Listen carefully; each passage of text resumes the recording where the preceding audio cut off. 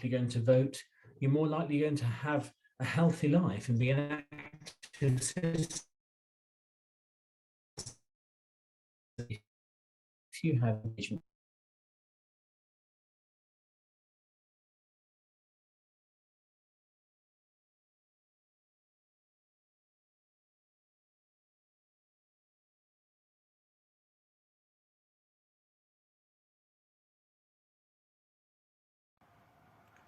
I'm delighted to introduce our keynote speaker, Dr. Stephen Berryman. Dr. Stephen Berryman is a composer, teacher, and researcher.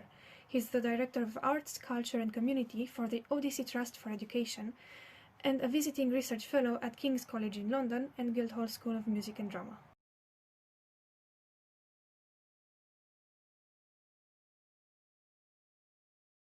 Hello, I'm Dr. Stephen Berryman, and I'm really pleased to be contributing to the World Music Conference this year.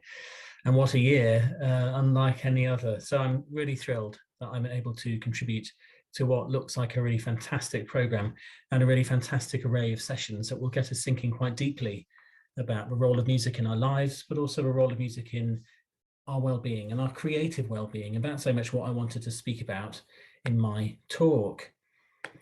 My background: I am an educator. For nearly 20 years now, I've been working in music education. I started life as a composer. And for me, composition was a significant part of my well-being as a young person. I lost my father when I was 10. And it was after that point that I discovered music. I took up learning the flute, and I quickly became quite creative with my music making. I was writing my own music from really quite early on in my musical studies. And it was just a relief and a release from the challenges of school life. And I set myself lots of challenges. I set myself writing a piano concerto, a symphony, sonatas, all modeled on the music I was learning as a flute player. But it was that creative thread that has permeated all of my career to date, very much being involved in teaching composition and working with teachers who are also trying to develop their compositional skills to work with their students. But I recognized that composing and musical creativity has become a really important part of my well-being. It gave me a chance to communicate difficult things, to reconcile complex emotions that we all feel as we go through life. And now more than ever, for the middle of a pandemic, which is incredibly challenging for the arts, I think that creativity is hugely important, particularly for young people. And as well as being an educator, a composer, I hope to be an advocate for the importance of not only music, but the arts more generally. But creativity in education, we know anecdotally, for those who work with young people and those who work as musicians in educational settings, it's hugely valuable. We see that through our classes. We see the joy of making music with others. We see the joy of hearing music you've not heard before that really touches you and has a visceral impact on you. And we know too that research shows that music has an impact. We know too that employers hugely value creativity. So we have a huge array of studies, and our anecdotal awareness of the value of music in our teaching. But we also know it's in decline, and we know it's in decline because we know there's the challenge of funding, we know there's the challenge of access, and we know there's the challenge of those most likely not to access music are increasingly not accessing it. So we know that access for the most disadvantaged is hugely important, but that decline isn't going anywhere at the moment, it seems. And during the pandemic, that decline and access to music has been challenged considerably.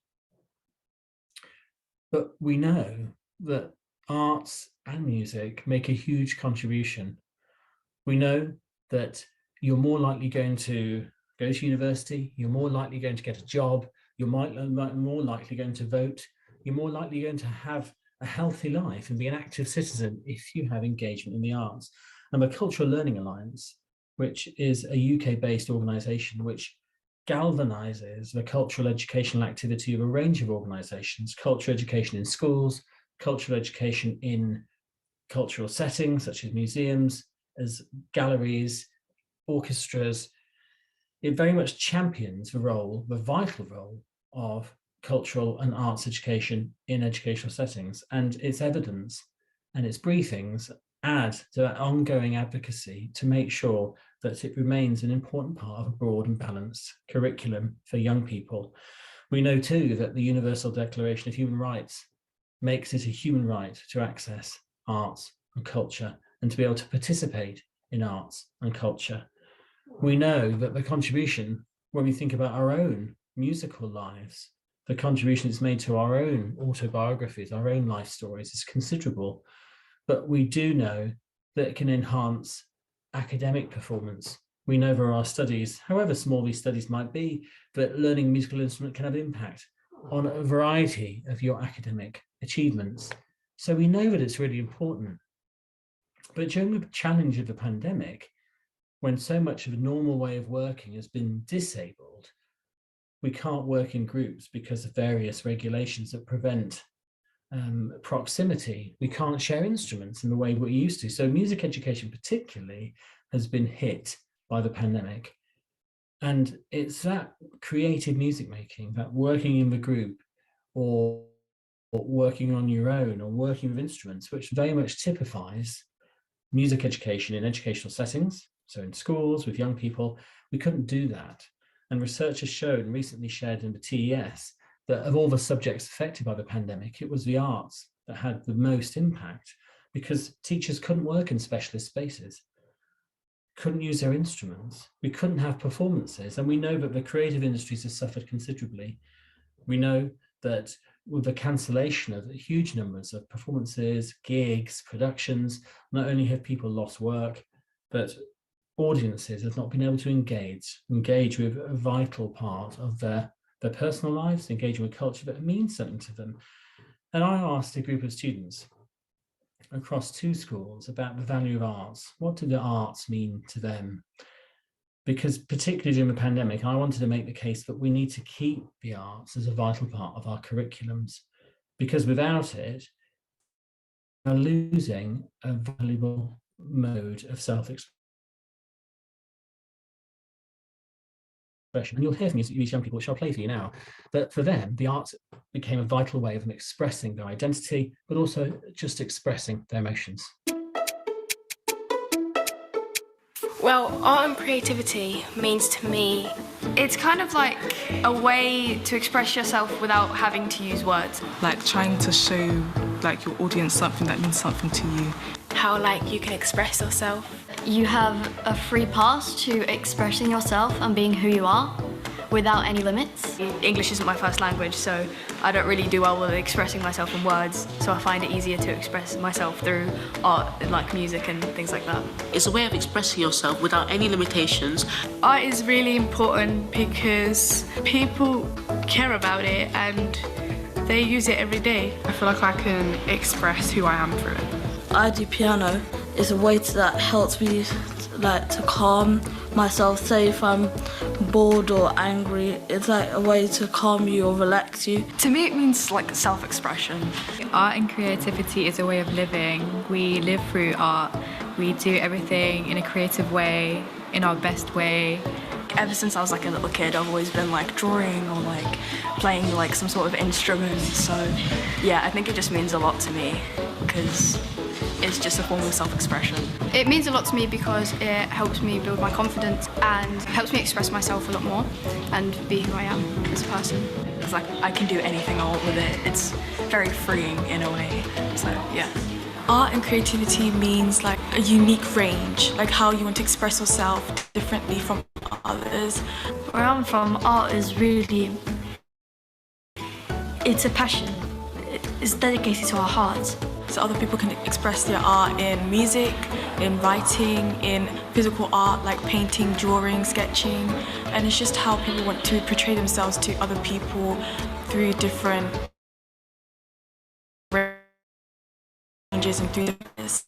I'm from Italy, and in Italy we have crazy artists like Leonardo da Vinci and many others. It means a lot because it's just beautiful to see. It's beautiful to hear them talk, and it's really interesting how all of them talked about self-expression. All of them talked about an outlet for things, and particularly through the challenge of COVID, when many of these young people that I spoke to, and many of young people across our schools and educational settings, were not in those educational settings. They had to be at home. And we know that there was a digital challenge, that some students did not have access to devices, some did not have access to an internet connection. We know that millions in the UK alone do not have access to internet.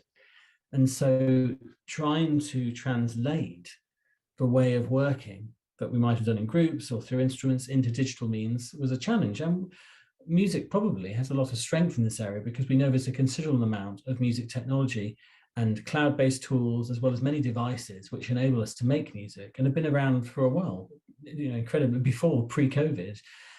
But I think the challenge of translating so much musical practice for those without that digital experience or without that technological experience was a huge challenge. And I think as a sector, we should be hugely proud of ourselves as music educationalists that have translated our practice into digital means. But still, I feel we haven't been able to capture the joy, that physicality of making music together. And that challenge has remained. But we know it's incredibly valuable, as that young chap mentioned in that video, that for him, playing the piano relaxes him. And so processing the challenge of now, as I mentioned earlier, that loss, the loss of activity, the loss of being able to visit friends and family, the loss of going to watch artistic creations, the closure of so many places, not being able to do or travel the things that you always did, experiencing life on a device, if you had one. And so creativity and working through artistic became a theme with this challenge. And certainly through the schools I've worked with, I've seen lots of young people that created things in response. And we know that some of these young people would have experienced quite considerable loss.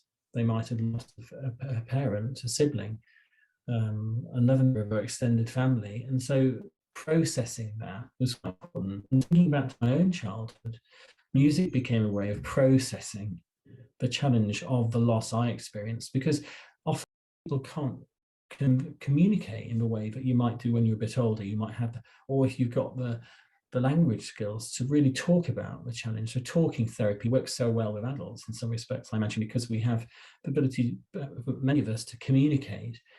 But sometimes young people can respond to these challenges in non-verbal ways. So we know that in an educational setting when we see behavior changes.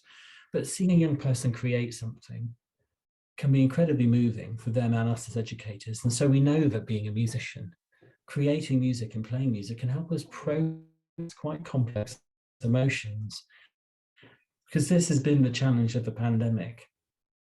We have many complex emotions, and I hope for all of us watching this now that we're progressing towards a stage where this hopefully won't have the impact it has done. It's been great to see things opening up again. It's been great to see works happening again. And whilst the restrictions persist in many challenges, and I know many of us might have been to performances and have seen works performed where we're spaced out, the players are spaced out, and we know it's peculiar. And I'm sure in years to come, we'll be looking back at photos of the present time and thinking how strange it was. But it was necessary to keep us safe, however inconsistent those recommendations and guidelines have been. And particularly the challenge of guidelines from one department, perhaps in England, Department of Culture, Media and Sport, might have had guidance and recommendations in tension with the Department for Education. So we've had a lot of challenge for music educationalists. But we know that not only has COVID-19 affected professional music making and the creative industries, it has had an impact on young people. And all the projects at an organisation such as Youth Music. So Youth Music in the UK is a national organisation which funds a huge amount of work, and as well as contributing to the knowledge and evaluation of this work. But the report from 2020, October, talking about the impact of COVID on youth music making, again, so much youth music making will be face-to-face, working with others, working with a practitioner, being in a venue. And the challenge of reorientating and pivoting that work to digital means was not great for young people's mental health. The report talks about a considerable mental health challenge, being on a device and being on Zoom is not the same as face to face. There is a real need to do face to face music making. And I hope many of us now that are working with young people will reckon real joy. And it's incredibly emotional. And if you've been working with young people recently where you're starting to sing again, you're starting to hear groups sing, you're starting to play music with them, they might be starting to write music, it's incredibly moving, start to make them. And I know that beginning to champion a role not only but broader now and recognise creative we can cultivate through music making is part we have challenges, we have challenges how we know that creativity is what young people face challenge of these problems can't go anywhere with age and using that cultivates making confidence and resilience, learning an instrument, to learn to cultivate that stamina and create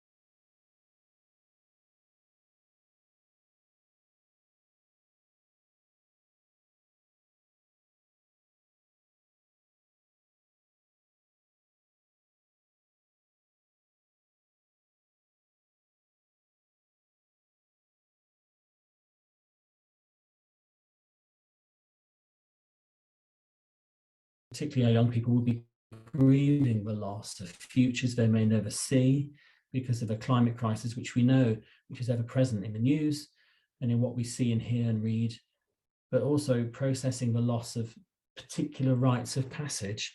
They might not have had a birthday party in the way, they might not have experienced qualifications or examinations that normally would be the gateway to the next stage of their training or their careers. So the arts now are hugely valuable. And I know through music making, be that collectively, individually, we know that we'll give them the space, all of our young people, to process and to really capture that creativity, which is so hugely part of being human. But I hope as we look towards 2022, that all of our work continues to reach those young people which are at risk of missing out on the wonderful joy of making music and creating music with others, on our own, so we can champion a really bright, positive future and really champion our well-being, because we know we'll have happier, healthier, younger people the more they can access a rich and vibrant arts and cultural offer. And we know as musicians of all the arts, I think music can capture that the most readily and most effectively. Thank you very much.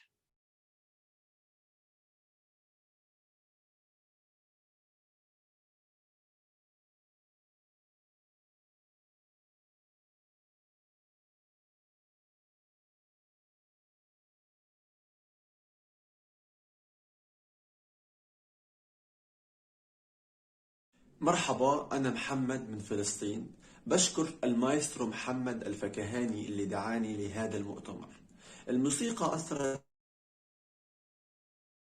بشكل إيجابي على حياتي من وأنا صغير.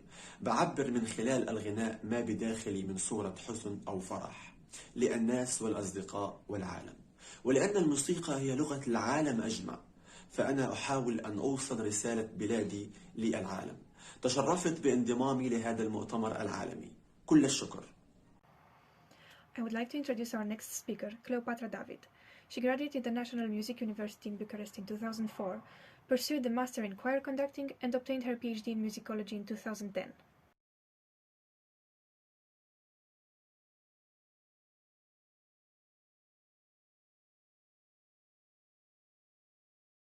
I am Cleopatra David, PhD Romanian musicologist, and my presentation for the 5th edition of World Music Conference has as topic the impact of music in early learning of adolescent cognitive development.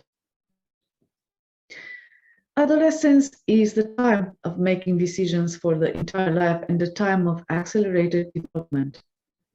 Preferences for one subject or another during the time of secondary education define the professional path of the individual. My personal experience during the high school years was very positive regarding learning. It looks I was having stronger leanings towards science and using logic and demonstrations than towards memorizing or studying literature and humanistic disciplines. I was privileged to have free access to a professional music education system since I was 6 years old. Studying a musical instrument in a professional way has been creating new paths of learning and educating my attention, made me have inspiration and creativity even when dealing with science, since music is a science itself. The purpose of this presentation is to examine in which degree the systematic practice of a musical instrument influences the cognitive developing of adolescents, as well as their social relationship and emotional growth. There have been conducted studies regarding the impact of the systematic practice of a musical instrument on the listening, linguistic, spatial, and mathematical skills, and I'm going to quote a few studies. However, the simple fact that a child is studying a musical instrument means the pre-existence of some amount of talent, and also a family environment oriented towards education and investing in education. A child who is encouraged and starts believing in himself will progress and have results, while one who is discouraged and bullied despite the study contributes in their development. The process of performing becomes already sophisticated after 2 years of practice. By that time, the child can sight read. The signs, notes, are translated into movements, and the movements into sounds. The sounds build phrases, and the phrases make the music. The autocorrection function of the brain is on, so the child can figure out by himself if what he performs is correct or not. In the same time, the performer is watching the intonation, rhythm, technique, and the coherence of the phrase. The most important achieved skill is the independence of the hands. For being able to play a musical piece, the memory is essential, and through music education, it is trained and developed. In this way, this faculty of the brain is used for all the aspects of learning and aspects of life. An interesting example is that it's easier to memorize a song with lyrics than just the lyrics alone. The music and the rhythmicity of the song help the individual retain the linguistic information. Furthermore, in many situations, children memorize for different occasions songs in foreign languages that they do not know. Also, in the professional opera world, singers are many times put in the situation of singing in languages they don't actually speak, despite their continuous and multilingual education. And the results are remarkable. Regarding the cognitive development under the influence of music training, there have been conducted studies in the neuroscience for the last decades. A record of them is being kept in the collective article of Eva Międralewska and Wiebke Trost called How Musical Training Affects Cognitive Development. The study was published at the Department of Fundamental Neurosciences, University of Geneva Medical Center in 2014. The authors explain that children who have a certain musical training have, quoting, better verbal memory, second language pronunciation accuracy, reading ability, and executive function, end of quote. Also, they are stating that, quoting, learning to play an instrument as a child is possible to predict later academic performance and IQ in young adulthood, ending of quote. They observe a connection between the intensity and duration of practice and the functional adaptation of the brain. Another research performed by Dawn Merritt, Isabel Peretz, and Sarah Wilson from the University of Melbourne and Université de Montréal concludes in the article Modulating Variables of Music Training, Induced Neuroplasticity, a review and discussion, that there are morphological and functional differences between several regions of the brain of musicians and non-musicians. Another study,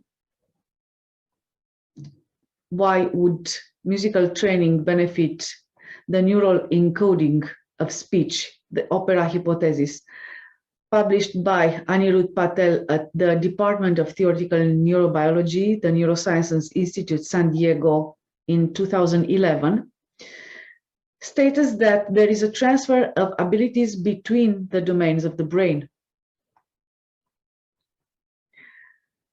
Another study, the ability to tap to a beat relates to cognitive, linguistic, and perceptual skills, created by Adam Tierney and Nina Kraus, and published in the volume Brain and Language in 2013, concludes that the reading ability is connected to the ability of tapping the beat, since it requires synchronization and temporal attention. Despite discovering positive impact regarding the study of musical instruments in developing and listening and linguistic skills, the results were not being convincing regarding the relation between the study of musical and mathematical skills, according to a study performed by Vaughan Kay. The study is called Music and Mathematics, Modest Support for the Off-Claimed Relationship. and is quoted also by Eva Międralewska and Wiebke Trost. In order to understand the impact of studying a musical instrument upon adolescents, we need to have a picture of the inner world of musical education system. I am a Romanian professional musician. The system is similar to the Soviet one, with all advantages and disadvantages. First of all, the secondary education is already very specialized, and each high school has a certain profile, so that at the age of 18, the young people already can have a clue about the profession they are going to choose later. In this way, there are classes of maths and computer sciences, which normally are followed by those who choose maths, physics, or engineering in university. The classes of chemistry and biology lead to med school, while the classes of philology are followed by the future translators, teachers, and journalists. Then we have a different system that we call vocational education, which includes music high schools, theology, sports, visual arts, and architecture. The Romanian public education system has a separate way of treating vocational learning.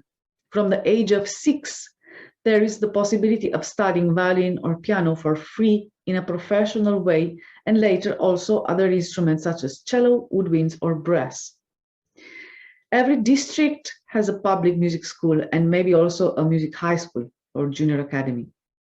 The main purpose of this system is to prepare professional musicians with all necessary skills, material, and knowledge from childhood. However, very few pursue a musical career, but the gains of exposure to classical music and the training in the professional world remain. In this regard, the research is being conducted in Romania, and the question subjects are adolescents who have been studying an instrument in the vocational public schools. One of the shortcomings of the vocational learning system is that starting from the high school level, the stress is being put on the specialty subjects such as music theory or instrument or music history, and maybe literature, foreign languages, and history, while the sciences are almost neglected. In this regard, the graduation exam has a special structure. The consequences are that most of the graduated students will choose to follow for the superior education, the conservatoire, regardless of their true calling or talent, and they will realize pretty late that they are just not good enough for a musical career. However, there are cases of students who change their option during their 20s and they start another faculty which can help them have a solid career in another direction.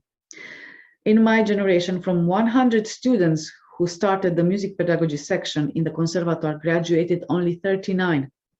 And even fewer are having today a musical related career, such as teacher, performer, or musicologist. The other version for the early age is to study instrument with a private tutor. But in this way, the child is out of the circle of official competitions and out of the system, which is an exclusive one. These children pursue their main education and some have the courage and determination to study in the music university and start a career in music. So it is possible. The age of the respondents, it is between 12 and 19. The favorite subjects of the respondents are the foreign languages, and on the second place, on equal position, we have literature and maths and computer science, each with 18.2%. The respondents are having the best results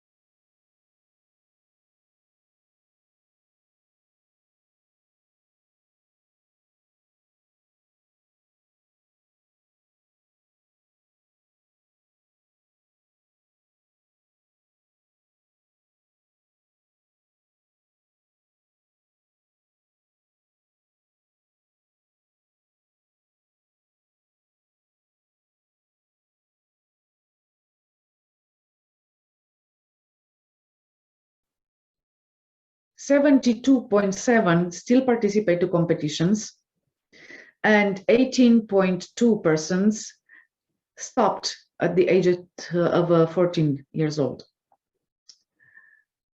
Regarding the choice of the instrument, for 72.7 respondents, it was their own decision, but for the others, it was the decision of the parents.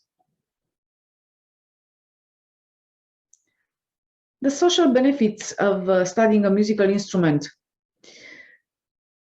59.1% consider that the studying of an instrument brought them more friends, but 18.2% consider that the practice made them stay away from other children because they have different preferences.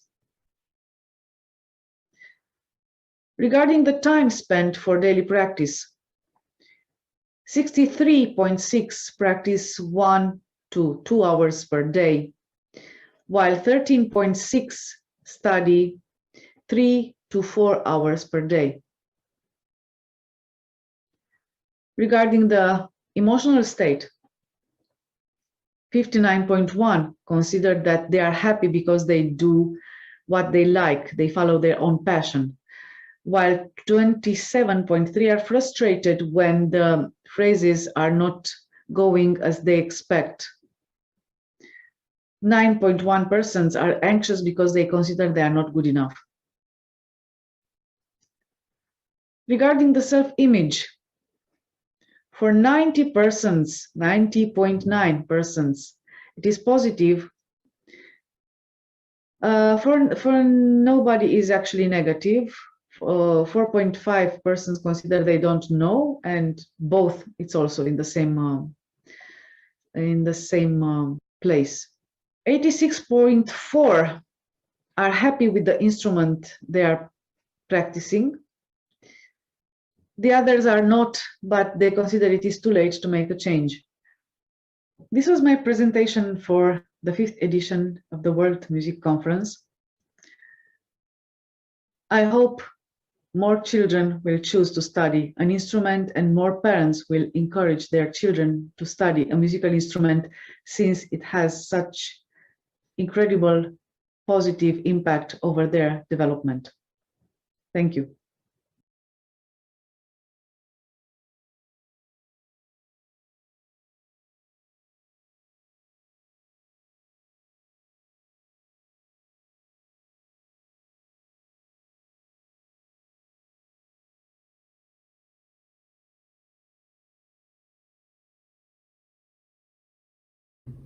مرحبا شثرة، أتمنى تكوني والأسرة والجميع بخير وأمان.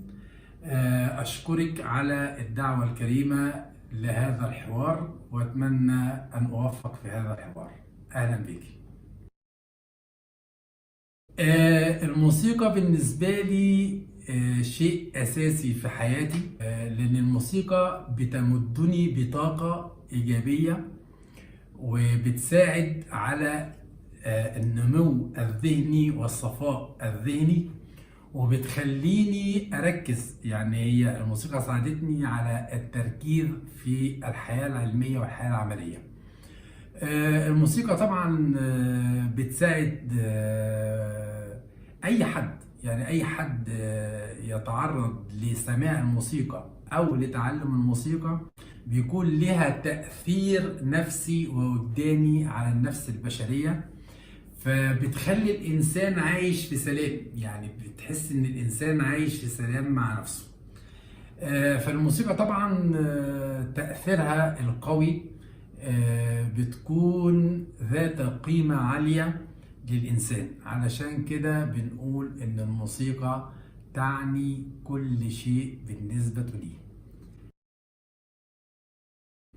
والله أنصحهم بعدة نصائح. أولها التركيز في تحصيل المادة الموسيقية المكررة ليهم.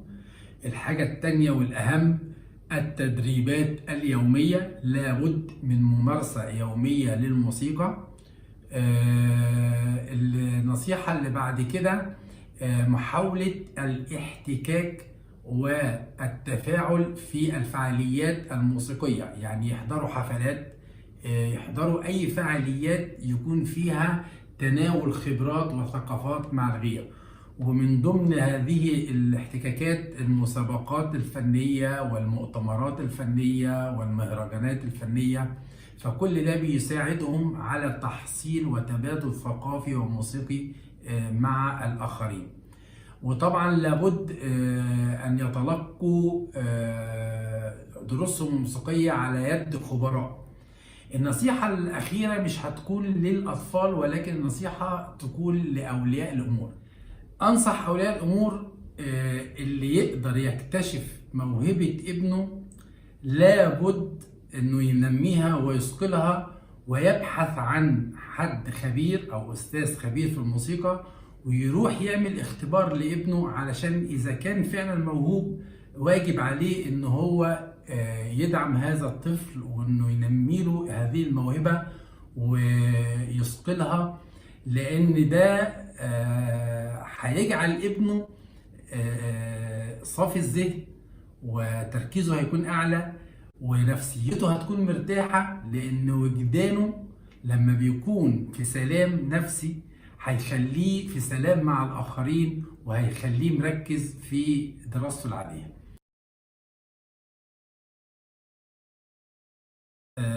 في الحقيقة الموسيقى الشرق أوسطية لها عدة مميزات. أولا أبرز ما يميزها هو مسافة ال3/4 تون أو البعد المتوسط اللي احنا بنسميه عندنا سيكا. ده من أهم مميزات الأبعاد الموسيقية الموجودة في الشرق الأوسط. الحاجة التانية إن الشرق الأوسط الموسيقى بتاعته بتتميز بالميلودية، يعني بنعتمد على الميلودي أكتر من الهارمونيات. يعني الهارمونيات تأتي عندنا في المرتبة الثالثة كمان، لأن احنا بنعتمد في المصاحبات على المصاحبات البوليفونية أو الكاونتر بونتية. كمان برضو عندنا الموسيقى الشرقية أو الشرق أوسطية بتعتمد في إيقاعاتها إن عندها إيقاعات ذات تركيبات خاصة، يعني عندنا إيقاعات مركبة بيكون فيها تداخلات ومقابلات إيقاعية. برضو في الموسيقى الشرق الأوسط عندنا الموسيقى الفلكلورية أو الموسيقى الشعبية، وكل دولة أو كل منطقة لها فنون خاصة، فنون موسيقية خاصة بتميزها، وآلاتها الشعبية الخاصة اللي بتميزها. منها مثلا على سبيل المثال آلة زي آلة الربابة، منتشرة في عدة دول زي مصر وزي المغرب العربي وفي دول الشام. كذلك مثلا آلة زي آلة العود، زي آلة زي آلة المزمار. في هناك كتير، يعني في آلات شعبية كتير. دي من الآلات اللي بتميز الموسيقى في الشرق الأوسط. ده فيما يخص ما يميز موسيقى الشرق الأوسط. يعني لا، في الحقيقة بصراحة لا. يعني أنا والدي ووالدتي ما كانوش موسيقيين، لا علاقة لهم بالموسيقى، ولا حتى حد من إخواتي اللي أكبر مني ولا الأصغر مني. يعني ما حدش في الأسرة عندي كان له علاقة بالموسيقى.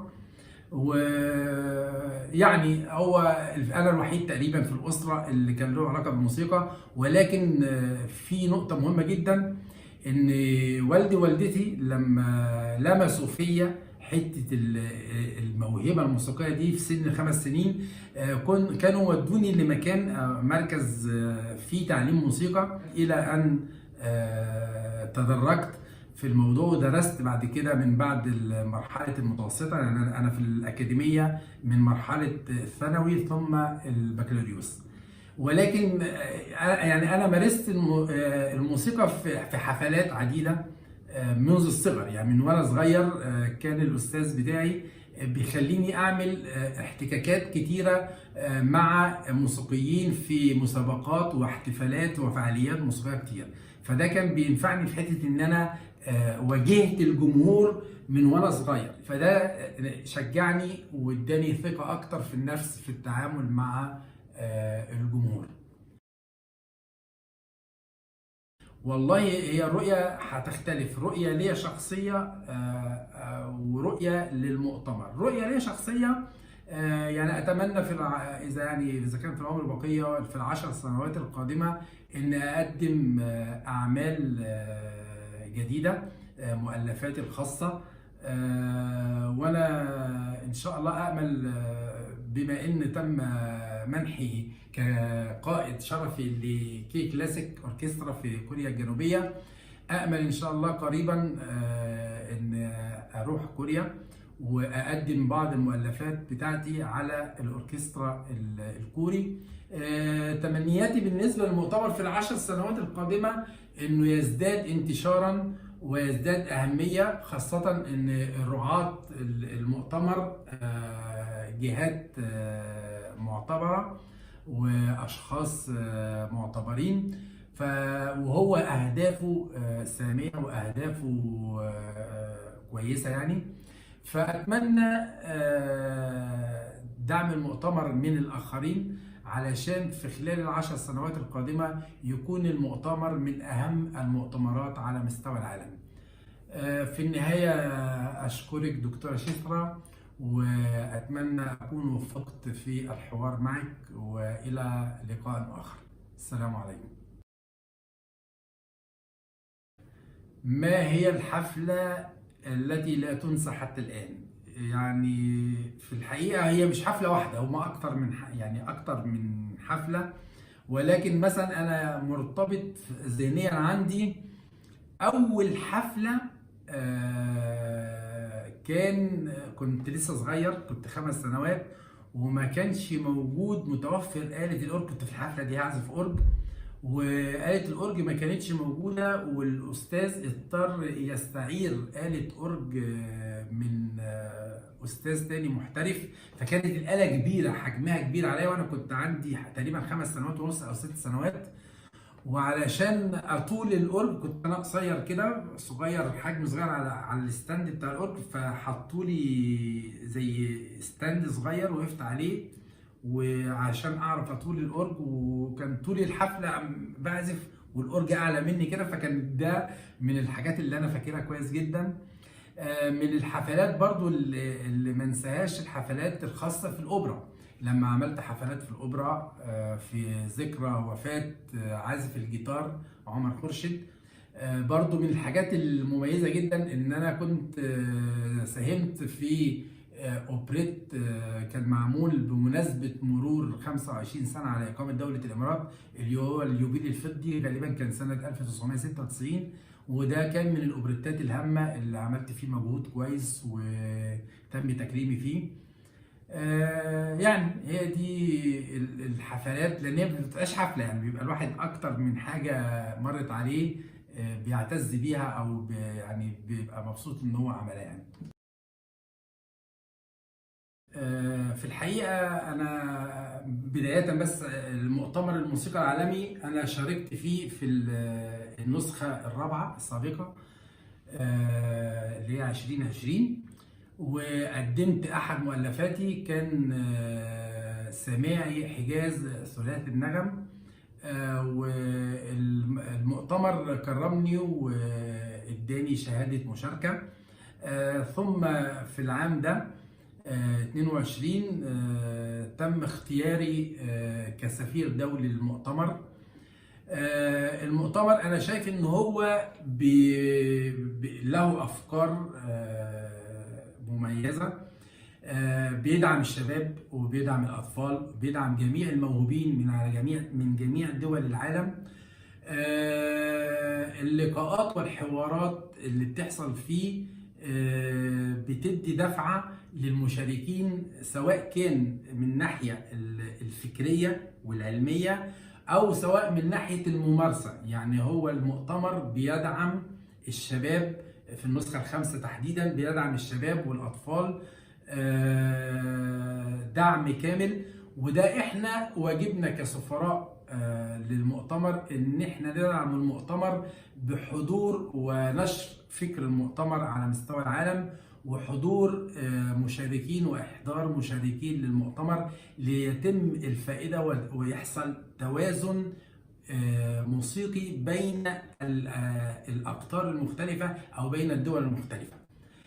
برضو من المميزات في المؤتمر السنه دي او العام ده ان هو في جزئيه تخص ذوي الاعاقات الخاصه، وانا كمان عندي يعني في مجال الموسيقى عندي متخصص في الاعاقات الذهنيه وبدرس الاعاقات الذهنيه، وده واجب عليا طبعا ان احنا ندعم المؤتمر في هذه الجزئيه، لان دي جزئيه مهمه جدا جدا. مش اي مؤتمر او مش اي مهرجان او مش اي جهه بترعى ذوي الاحتياجات الخاصه، فالمؤتمر هنا له فضل كبير في دعم ذوي الاحتياجات الخاصه.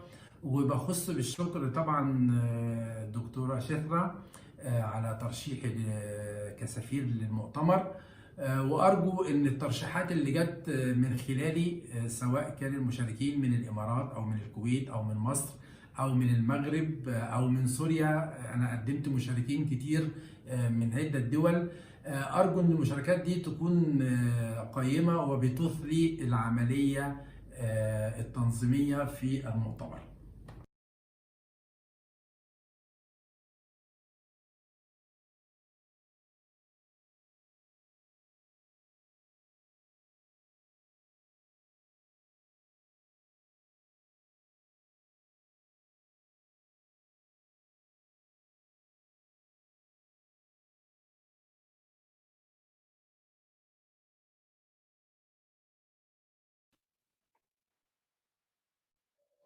Hello, everyone. We are here gathered together to discuss about the influence of music on adolescent behavior. So as we all know that music can have many social, psychological impact and meaning for people at different periods of their development.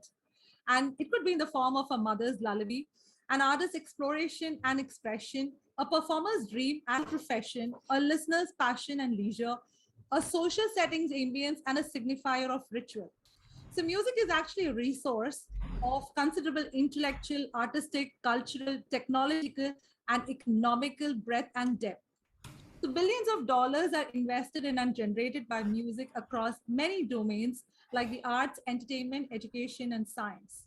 So young people especially devote huge amounts of time and money to music. Listening to music is the most important thing in the contemporary lives of this media socializing and the multitasking adolescents. So today we are going to have our experts on the panel who would discuss about the influence of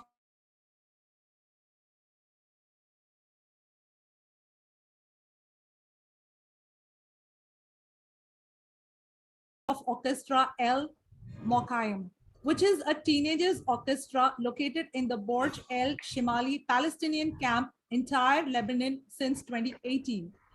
Hi Wajdi, welcome out here. Hello.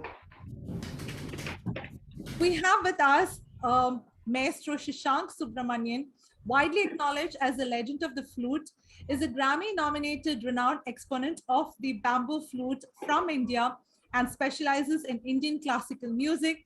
And he's the recipient of the Sangeet Natak Academy Senior Award by the Government of India, bestowed by the Honorable President of India.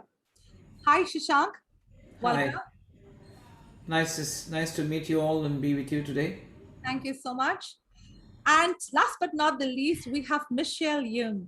After her graduation from the University of Hong Kong, Him has started working in the arts administration field.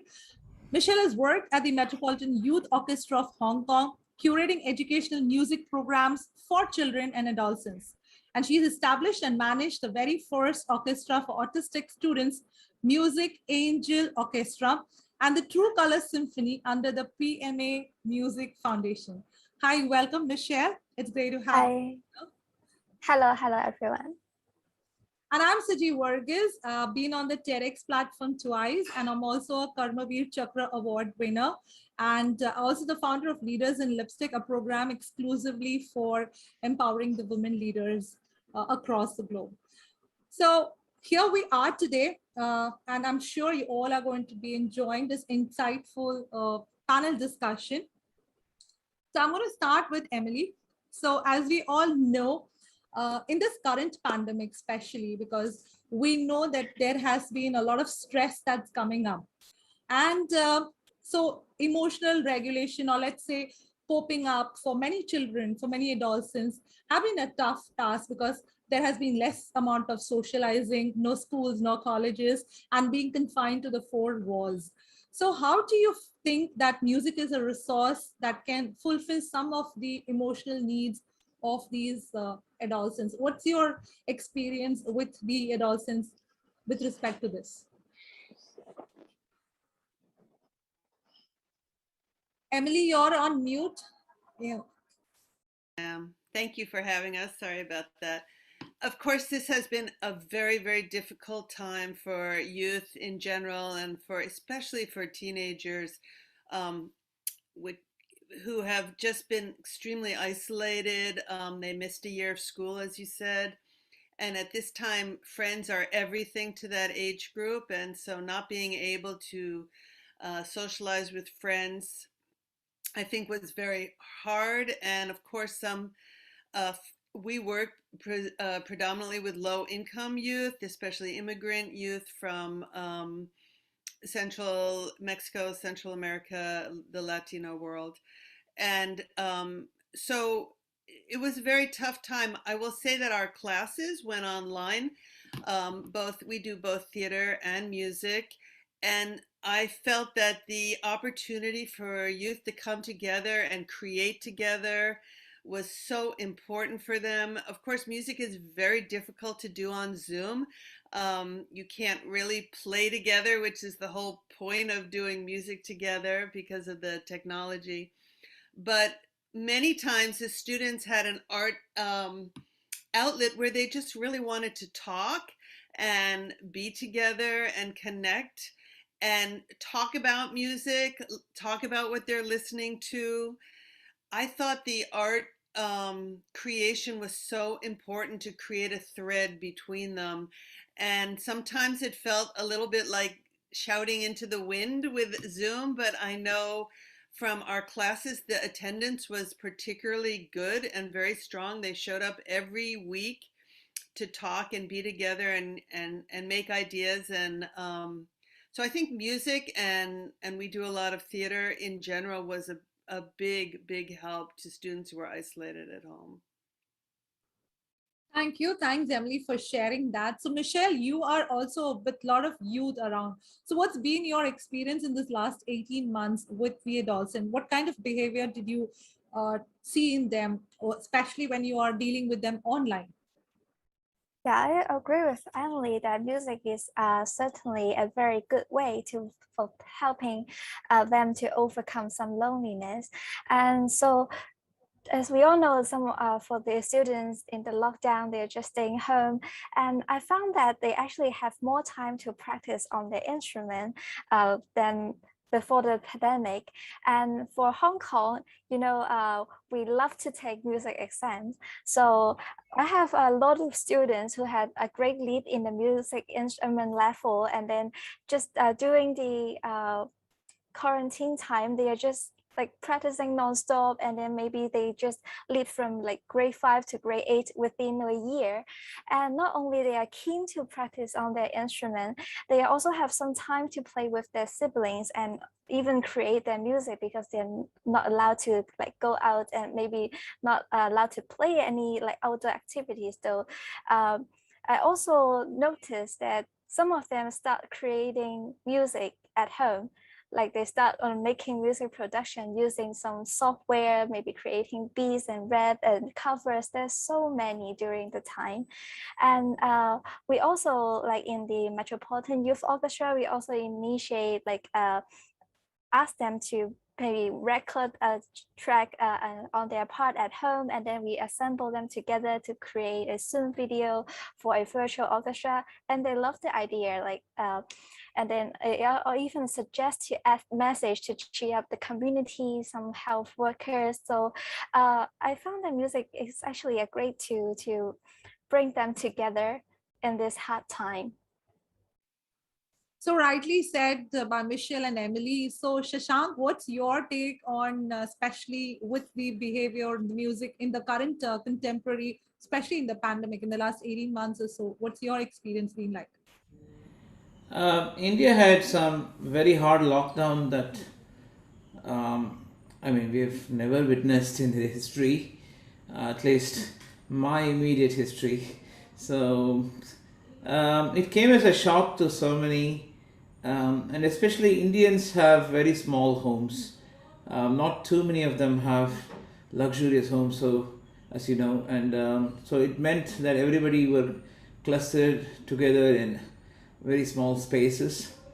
What I noticed personally was that music and painting were the two things that really were used maximum, whether it be the schools or whether it be even us as musicians. For instance, my student base went up several fold during the pandemic.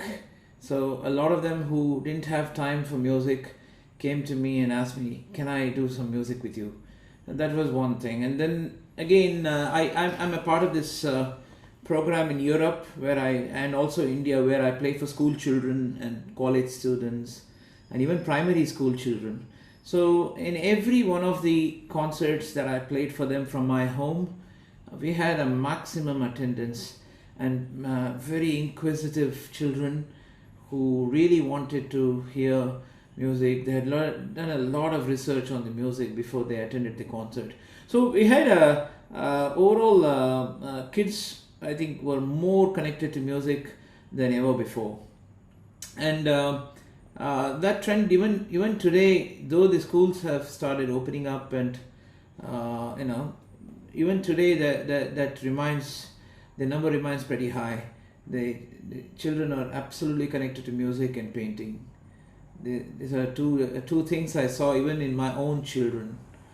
As Michelle was saying, my children got a lot of time to practice on their instruments, and they got to explore music much more than they would have done during the normal days. Yeah, thank you. Totally agree with you, Shashank. Thanks for sharing that.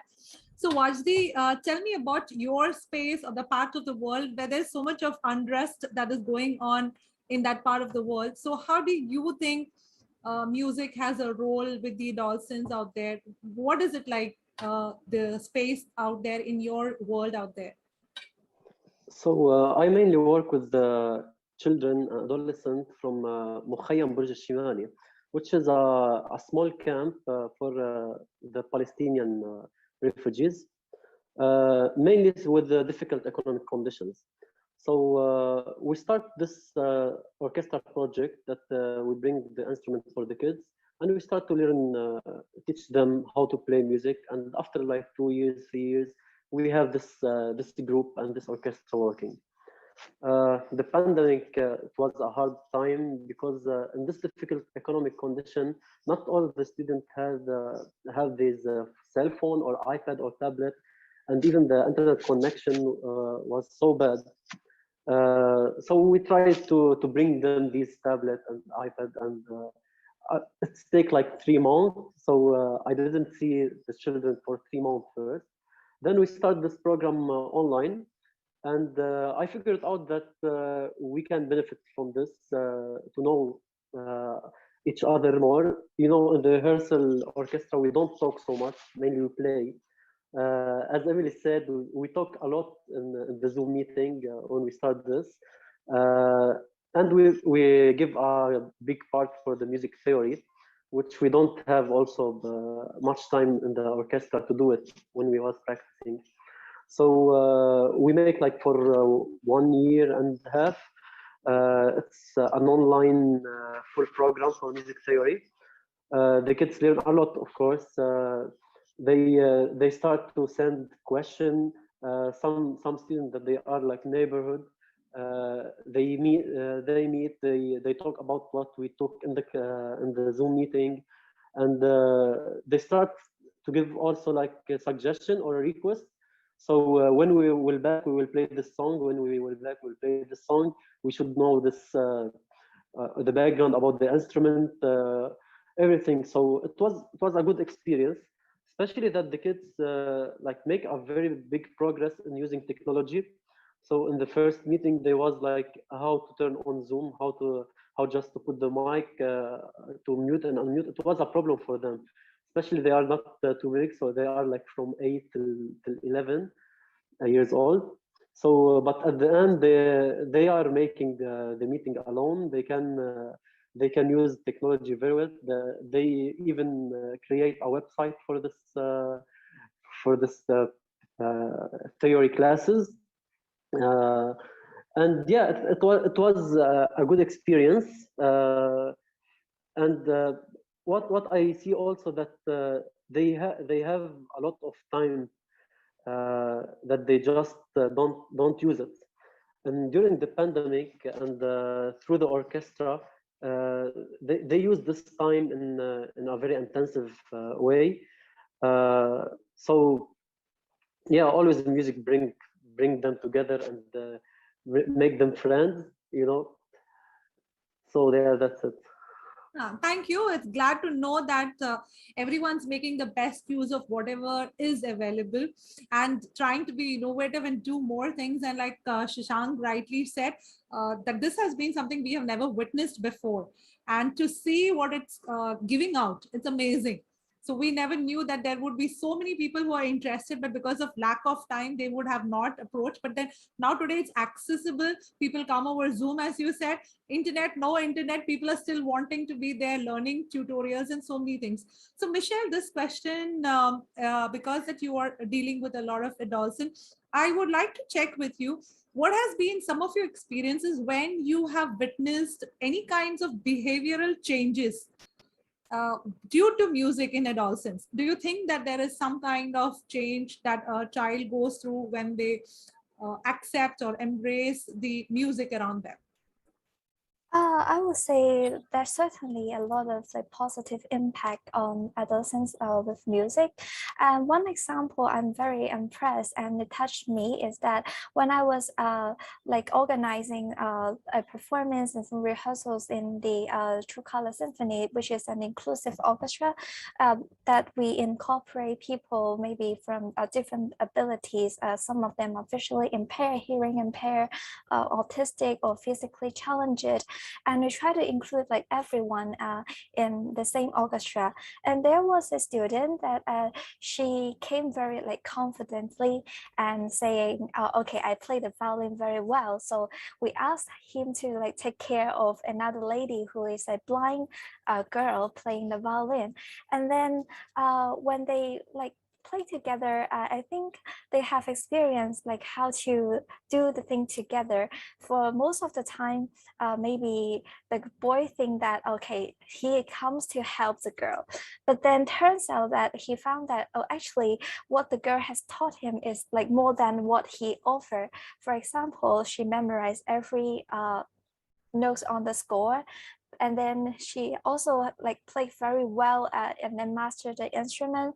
Sometimes he think he here to offer help, but turns out that the girl teach him more on the music and a lot of things. So his parent told me that he never sees his son so responsible to attend rehearsals, because even in the exam period, he insists to go to the rehearsal because he tell his parent that, okay, if I don't come to rehearsal, then I will leave the girl behind. So it's very encouraging to see they are getting a sense of responsibility when they are in the orchestra and try to help each other. And so and then I also have another girl student that who is very shy at the beginning because she does not perform well academically, and she also has some disability in the scope, and then so which makes her appearance look a bit different than the others. And very often she gets bullied by other students. But in the orchestra, because when we play, we focus on the music rather than the person or any like disability she has. So here she found her confidence through music playing, and is very like encouraged to see these stories. I must say it was a very heartwarming story. Thanks for sharing that, Michelle. So Shashank, how about you? Would you share some experiences where you have seen a change in the behavior or anything that is with the adolescents out around you? My experience is quite varied. I have been to schools where children, just like others, have seen, from not such rich backgrounds, especially a lot in Europe. A lot of these kids have come from war zones like Syria, Iraq, and Afghanistan, and a lot of them are pretty rough kids. Not their fault, but that's the way their teachers at least explained to us even before going into the into the auditorium. They would say you might face some rough kids, but on the contrary, when we started playing, the kids completely were silent, appreciative of the music, and after the music was done, they would run to us, give us a hug, really like to see all the instruments that were used on the day, and ask a lot of questions about music and how they could learn online. I have seen that playing for children is a very, very gratifying experience. As a musician, because a lot of these children come from upbringings where, especially in India, parents do not believe that music can be a medium of expression for children. Often because they cannot afford, and they want their children to just study science and something that gets them a very good job on the market. So they never encourage their children to often take to music or any extracurricular activities like painting, or leave alone a profession in it. So I have always seen kids, behave extraordinarily to music. It has a lot of effect on them, and it kind of brings out a lot of things that they personally could not achieve, maybe, or like they would be dreaming of playing a guitar or dreaming of becoming a drummer, but none of that would be possible with their circumstance in life. So these are some of my things that come to my mind as I think about it. But yes, I've also seen kids consider music mostly as a very safety net.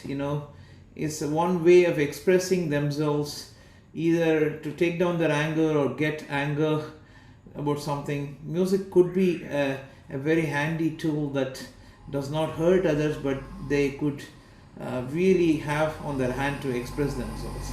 So this I've seen even in my own children. So when my daughter is maybe angry, she may write a song and sing it in anger, maybe about something, or she may be playing some sad song that kind of resonates with her mood at that moment.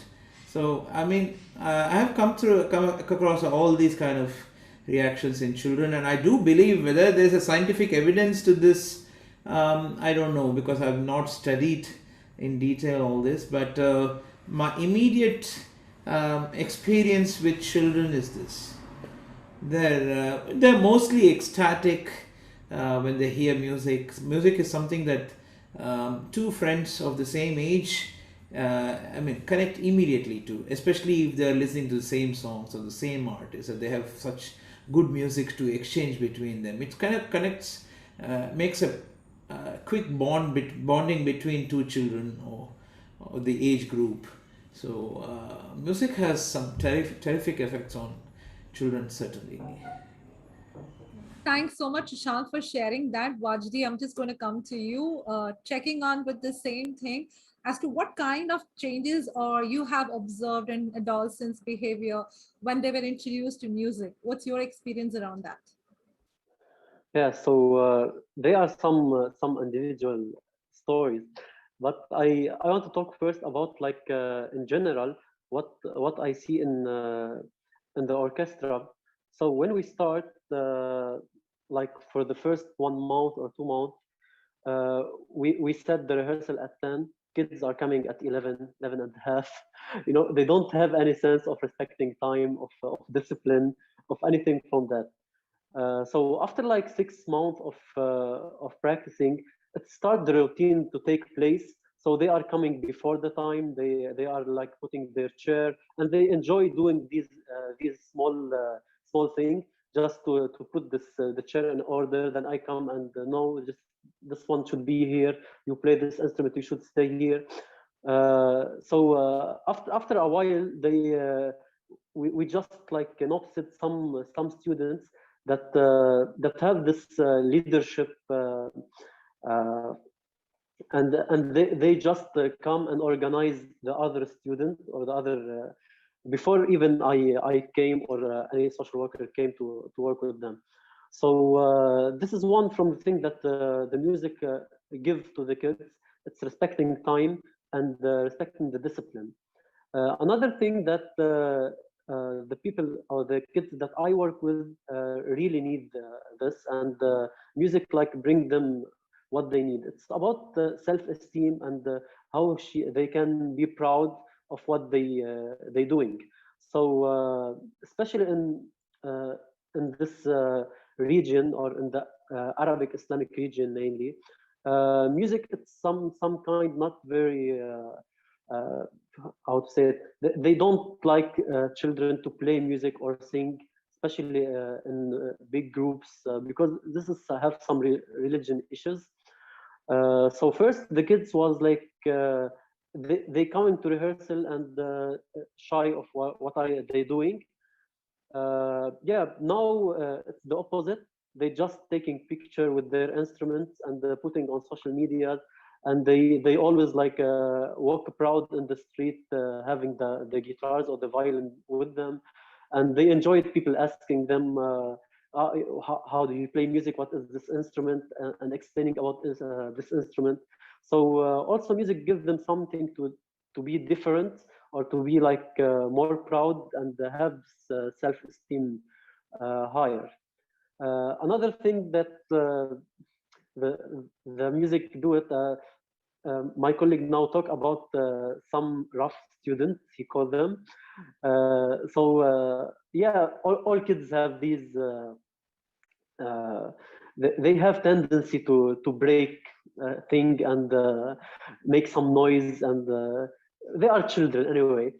So during our first month, we just like the kids just broke like 10 instruments and more than 20 music stands, and it was like a catastrophe in the orchestra.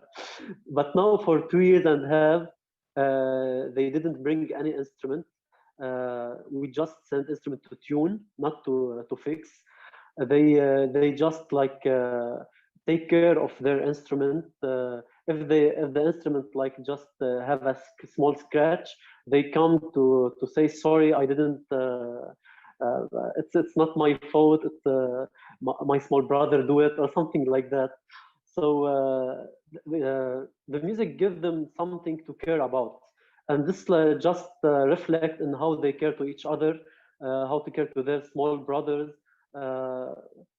They know what the price or the value of what they have through the music, through how they care of their instruments.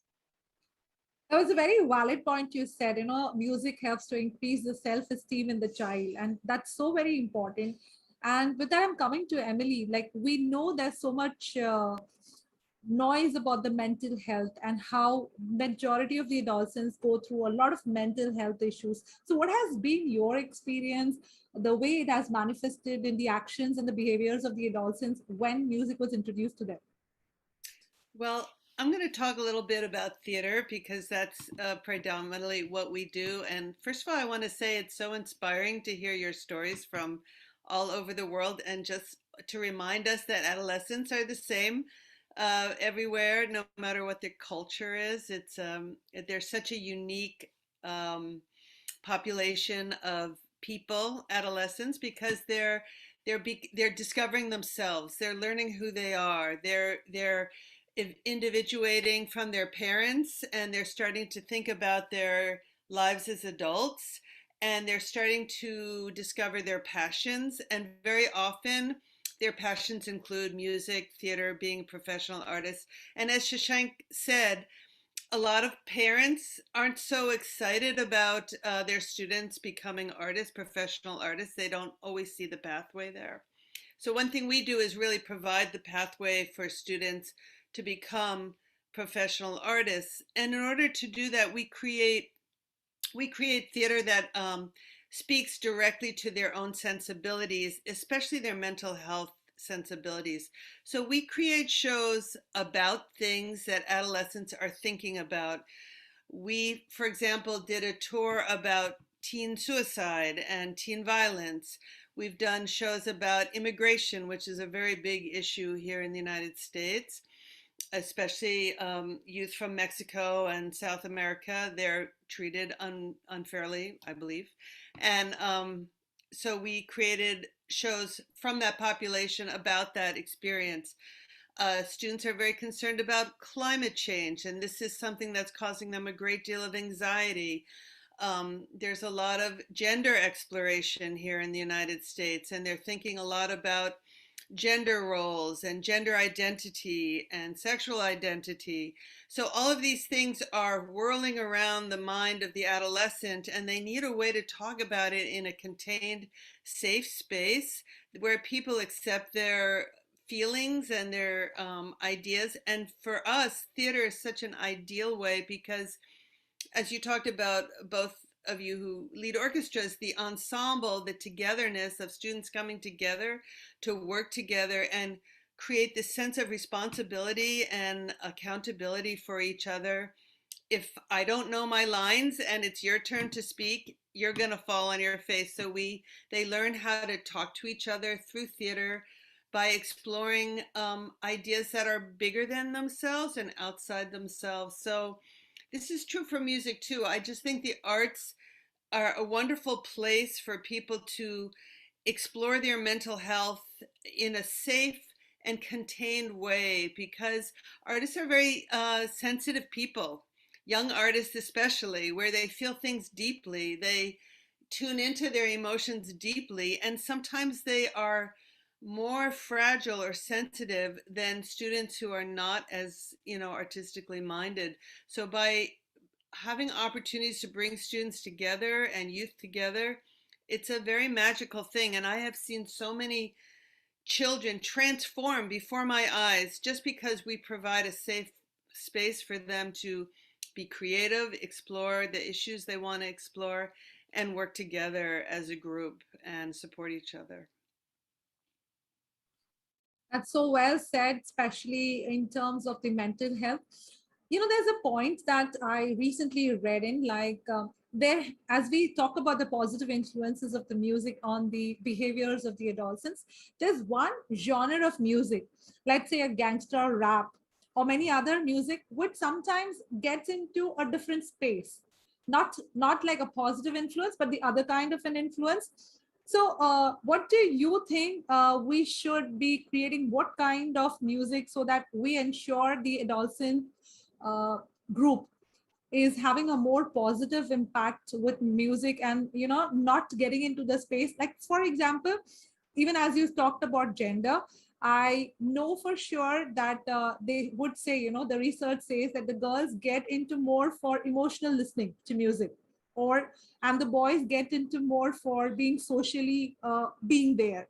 So there at times you, as you said, there's a parity coming in why everyone chooses music also. So what do you think, Emily, like when we are talking about music, what kind of music is something that we should encourage the adolescent to listen more? Well, that's a complicated question, which I appreciate because at least in the United States, there's so much racial identity being explored here, and especially in terms of discrimination. We're a pretty fragmented society racially here in the United States, and we're trying to come together. So the truth is, although I understand what you're saying about negative messaging in so-called gangster rap and things like that, it is also an avenue of expression. And I actually try not to censor any music listening amongst my students because each one of them are connecting on an identity level that I can't really judge for myself, and I'm kind of outside that world. So some of them are able to come in through an internal connection. You know, my mother was a librarian, and she used to give out really junky books to kids, like books that were really low quality, because her theory, her philosophy was, as long as they're reading, I don't care what they're reading, because it's just important for them to read. I feel a little bit that way about music too. If they're connecting to music, even if it's not music I would want playing in my home, because that's a very generational and temporal and changing reality, I'm okay with it, you know, and I think all music leads to that heart center some way or another. So with all due respect, I believe that we should allow youth to kind of explore their artistic impulses a little bit freely, especially as adolescents, because it can often lead to another level of expression. That's my opinion. Thanks for sharing, Emily. And Shashank, I'm going to come to you with the same question. So what's your take and feel on the other influences? Well, I have nothing more to add than Emily. I mean, she said it perfectly. Yes, I think if you ask me, just a little bit of my background. During my days, early days as a child artist, when I was growing up, my father used to be very strict about what I heard, what influences crept into me, everything. And that's something consciously I've not done with my kid, because I've let them explore whatever they want, however they want. So today, at times my daughter hates Indian classical music. She is fully into rock and pop, and she plays jazz guitar. And so, I mean, I believe the same thing as Emily just said. I mean, they should see. There's always a fine line between the interest in music and interest in the personality behind the music. So there's always a very fine line. So one has to, I mean, be cautious about it as a parent. But well, at times I mean, by curtailing somebody, you're going to get them more inquisitive about why I'm being curtailed. I mean, from why I'm being stopped from listening to this or that music. So that's anyways that will lead to something else. So yeah, but as long as I think we are able to keep the music and the personality slightly different, I think it'll always work very well. Because as she said, I mean, in India we do not have such amount of I mean, though India is a deeply fragmented society as well, we do not have a lot of musicians making songs that is in what do you say, in tune with their concept of understanding of the society. Or it's not like in the US where you have rappers who rap about something that they absolutely hate or absolutely love. In Indian classical music, or even in a folk setting, we do not have so much of such hate, or at least hate being spread through music. So that is not definitely there. So but yes, of course, I believe that children have to be exposed to everything. They have to, really listen to a lot of things, because there's a lot of good things in everything. Right. It's so rightly said. There's a good in many things. Thanks for sharing that. And so, Vajdi, what's your space saying about these influences in the children? Yeah, so I'll start by telling a small story. So once I asked in the orchestra the kids to choose their repertoire for the next season. So they live in the same place. They are neighborhood. They talk the same language, but they come with a very wide choice. Some bring Japanese songs, some bring some rap song, another bring like movie tracks, and some bring folk song, some more classical. So I just shocked how much they discover and how much they have these distinguished level of or how they like to listen, what the music like to listen. So after this experience, I never say to them what they should listen or what not they should listen. I always just give them an advice to listen with conscious, to think about what you're listening to. So if you are listening to a song, it's very important to think about the lyrics, maybe how this lyrics should, why it's written these lyrics, or if they listen to pure music, what the instrument does, what the instrument talk to each other, or how the harmony works. So always what I want to say to my kids later, if they want to listen to music, they should open to listen all the music, but they should listen with conscious. They should think about what they listen, and this will make the experience much better, and the connection to the music will be like a real connection, not just a background music. Even if we need some time to listen to some background music, but about listening to music, this is what I say. Thanks, Vajdi. That's a very progressive view. And so over to you, Michelle. What's your take on this entire space? Well, I totally agree with what you said, that we should give some like freedom or to children to choose what they like. In Hong Kong, our situation is quite different. I heard your story about like maybe they will explore a different kind of music, but in Hong Kong students, they are more confined, I would say. Very often, if they are like into classical music, they would be, okay, I only listen to classical music. I can see that maybe sometimes they want to establish their identity as a like well-trained music student, so they will very often choose certain kind of genre to listen to. So I think it's actually it would be good for them to explore something that they haven't listened before, haven't learned before, because for music it's a wide spectrum. It's not only about the Western canon, it's not about certain type of music, but they are very like even world music, there are a lot of sound that they can explore. So that's what I hope for students in Hong Kong. They could take the initiative to explore more, even it's not in the music they hear in their lives, but it's good to bring some like new creativity to them. Lovely. I love that everyone said that it should be an individual's choice and we should give everyone the independence too.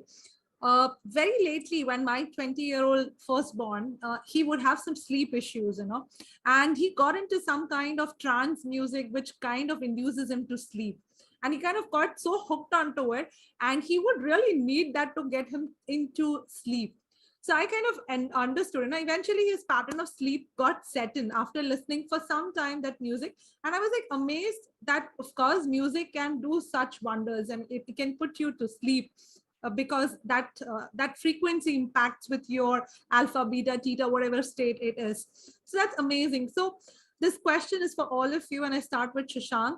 As a musician, as an artist, what do you think can we do to promote and propagate the role of music in the adolescents? Because we know the manifold benefits that comes with the introduction of music. How can we go ahead and ensure that we have more children getting access to it and impacting the behaviors in a more positive manner? Well, it's a difficult question in terms of India, because in India the lack of awareness itself is a big issue, because music, as our friend from Lebanon was saying, in India, for a lot of them, music is a very secondary subject. Music is something that is not, quote unquote, in conformity with the status in the society. So music often, or especially for girls, if they were dancers, it meant like a bad profession.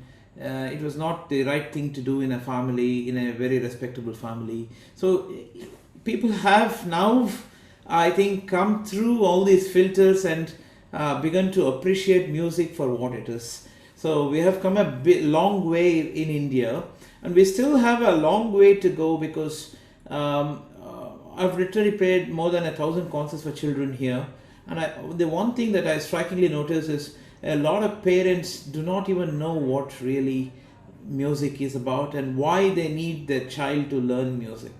For them, they just do not have an idea or a concept of teaching their children music, because they have not grown up with it. And so this is the first thing that we need to address, and that perhaps one way of addressing it is through the schools. So where music becomes a compulsory subject, and music is taught to every kid, at least, so that from that then onwards the future generation gets a hang of what is music. So India has a long way to go, though there's a lot of awareness now. It still has a long way to go, because music in most schools is just related to singing the national anthem on important occasions, or just some rhymes for the little kids just to keep them occupied. But we do not have a serious level of music. This is the one big thing I notice in the West, especially, where every child has to excel in one or two instruments, and it counts towards their grades in school. And later on, when they become adults, they all like to listen to their own type of music that suits them. That's fine, but they would have learned some instrument, and they can at least appreciate the intricacy of art, and that's a very, very important thing. And I have to make an important point here. A lot of times when I go to Europe, the system of democracy among people, I'm not among governments, or I'm just talking about people, the fairness, many explain it to me the way, at least the musicians explain it to me, that because they are part of a symphony group or an orchestra where everybody is the same, everybody has to give way to the other, everybody has to appreciate what the other is doing. So this kind of teaches them how to behave amongst people, amongst themselves, how to be fair to each other. So I think that teaches a lot of things. I would think that's one valid point, where music, if you're a part of an orchestra or a big group, a lot of people learn a lot of democracy within, like that everybody has a right to their opinion, everybody has a right to survive, everybody has a voice. So I think India has a long way to go, but I'm sure it is getting there slowly. Thanks, Shashank. That was really insightful. So Vajdi, over to you. What's your thought on this? Yeah, so I think here in the Middle East, it's almost the same. The music in school have to go a very, very long way. Even it's not an old school now. So we should start from schools. Okay, maybe we can't teach students like instruments in a 40-minute a week in a class time. But we can teach them how to appreciate art, how to know about their culture, their folk, how to know the history of music, and the history of music guide them to know the world culture, the other people culture. They will appreciate other people in their turn. Growing up in a musical family, it's something give the student as a student a very good discipline, as I said before. And also playing an instrument, it's something physical, mental in the same time. It's something to bring the kids many and give them many techniques that they can't take it from another than music. So to promote the music outside of the school, I think the best way is to make like small groups in the village to celebrate maybe some local festival or some local events. Always like making a good example or a good experience and share it with others will just push them to do the same, to create their own experience and their own groups or musical events. And we have something to do with the parents before that we do with the kids, of course. Parents should know, we should talk to the parent through like, I don't know how we can think about this, but the parents should know how the music is important to the child, to how he should grow, and what is the benefits from learning music or just listening to music correctly and with a deep listening. So yeah, that's it. Hopefully we can make a change. Thank you. Thanks, Waldi, for sharing that. So Michelle, I'm going to come to you with the same question. So how do you as an artist see the future, and how do you have a role there?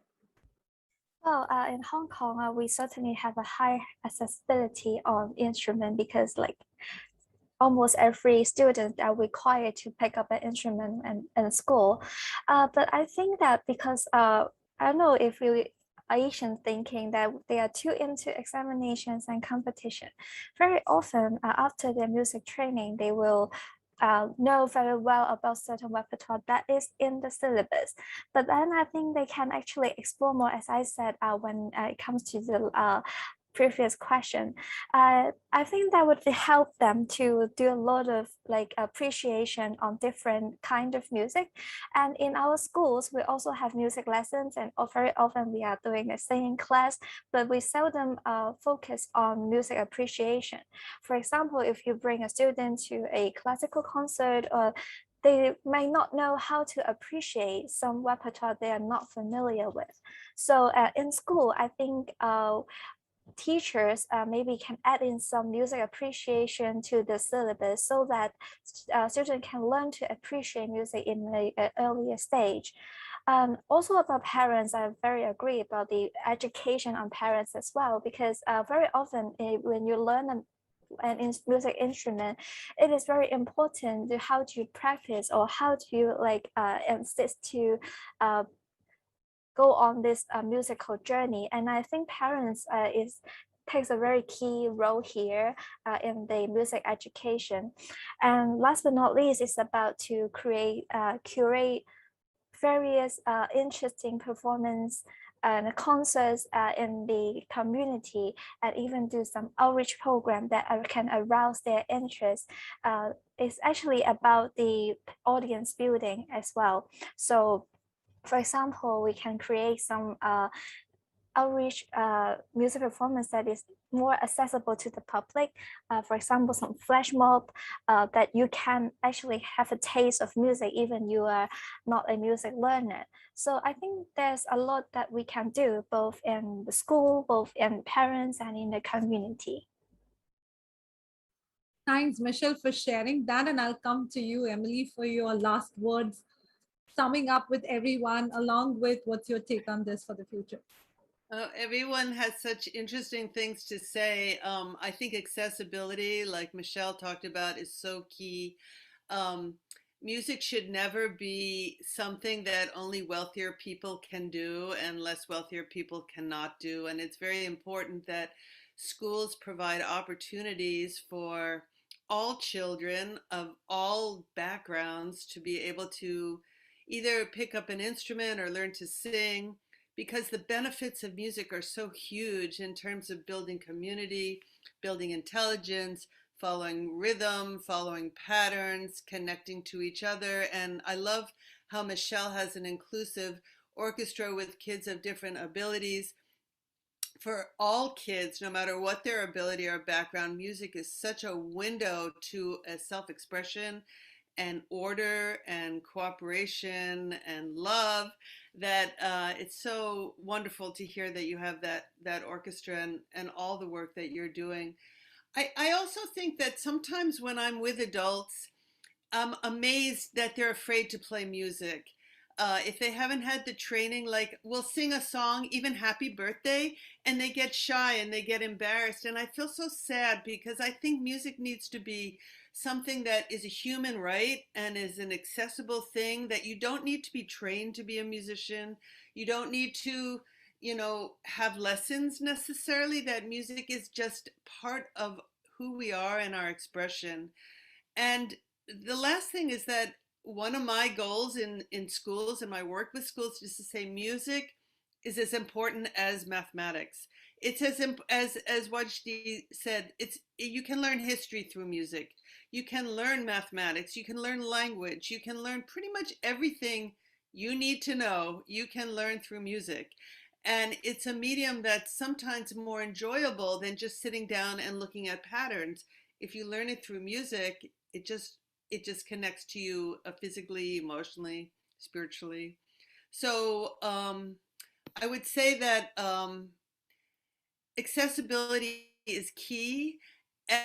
And it always amazes me that when an academic school, and I've worked at many of the high class academic schools, although they boast their college performance and they boast these things, when parents come, what do? They bring forth the music ensemble to play for the parents. It's always the thing they show off, and yet it's not always the thing they support. So I think the key is to say music is as important as every other subject because it does so much for human beings. And here we all are from all over the world, working with children from all over the world. It's very inspiring to be here, to know that all of us are helping children discover themselves through the arts. So thank you for all the work you all do. Thank you so much, Emily. That was so sweet and kind of you. And indeed, all of us, the four-dimensional perspective that we got from the four experts on the panel today, it was indeed very, very insightful and very thought-provoking space too for the future and for the way we are with the adolescents, the way we deal with them, the behaviors that they demonstrate with music. So what more could you ask but to have this insightful session from this amazing four expert panelists. Thank you so much, Emily, Michelle, Shashank, and Wajdi. It was indeed an honor and privilege to have you all over here. I'm amazed with the kind of depth that you deal with. Thank you once again. Thank you. Pleasure being here. Thank you. It was a pleasure to be here. Ladies and gentlemen, please may I invite His Excellency Mr. Amish Tripathi, Minister of Culture, Indian High Commission UK, and Director of the Nehru Centre in London.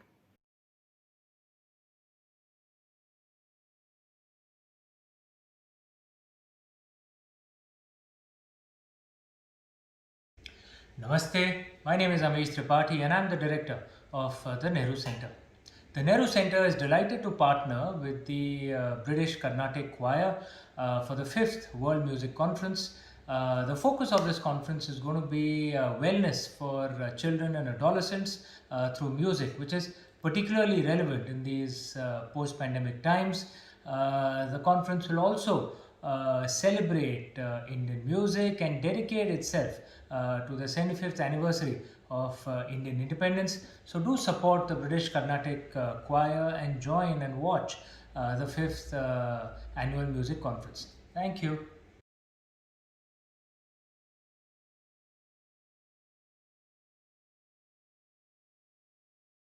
Hello, I'm Kriti Rao and I'm a part of British Carnatic Choir. I really enjoy singing. It makes me feel happy and joyful. I've been singing many songs and I like sharing them with my grandparents or a friend. I like making my own tunes up and it feels really nice.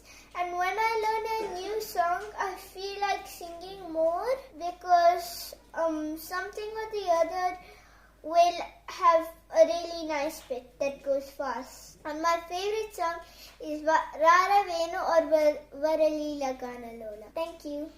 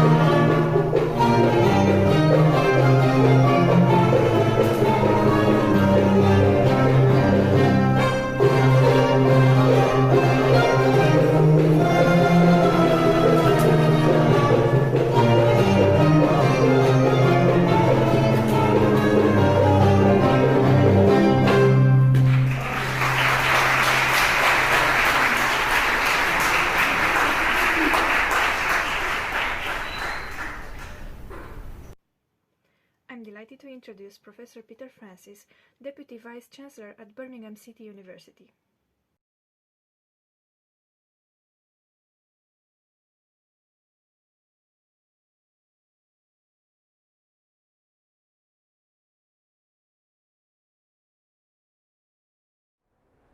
Hello, I'm delighted to welcome you to this virtual World Music Conference, and I am pleased that Birmingham City University has been able to contribute to this important project. Music plays such a huge part in the cultural life of our university and of our city, and through this conference I look forward to seeing the links between music and well-being in young people explored further. Our world-class Royal Birmingham Conservatoire has long recognised the important role that music can play in the lives of us all, but especially young people. Our learning and participation programme has reached more than 4,500 young people across the world, from masterclasses and collaborations with community projects to our innovative ARCO project, which works with young people in South Africa. The importance we place on ensuring music reaches as wide an audience as possible can be seen through all of our activities, whether student, alumni or staff-led. Earlier this year, a group of our volunteers, formed of past and current students, won the Queen's Award for Voluntary Service for their work in delivering music sessions for young people with additional needs across the region. And our research on music education in schools across the country was cited in Parliament, as our academics called for more to be done to enable children to study music. I hope you will all enjoy hearing more from my Conservatoire colleagues as they contribute to the panel discussions during this conference. I hope you all enjoy the conference and leave feeling energised and even more ready to ensure that music in all of its forms continues to enrich the lives of as wide a range of children and young people as possible. Thank you very much indeed and enjoy the conference. I would like to invite our next speaker, Dr. Runa Vampi. She is a researcher and a musicologist from Saudi Arabia.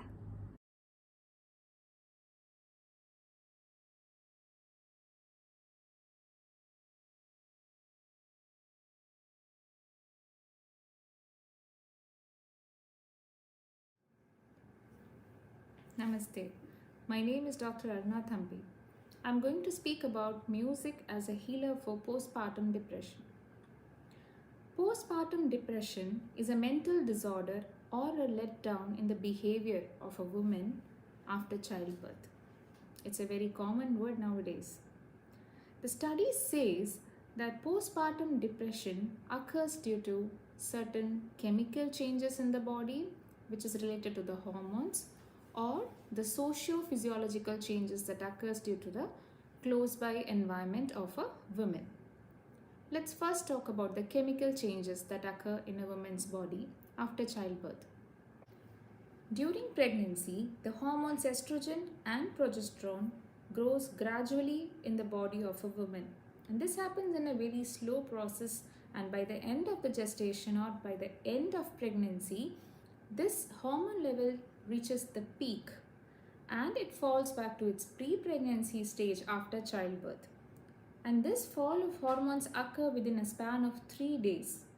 So just after the childbirth and within the span of 3 days, when the hormones fall back to the pre-pregnancy state, the body is affected mentally as well as physically. Mentally, because the sudden change of hormones affect the mental balance, because the body physically and mentally is weak.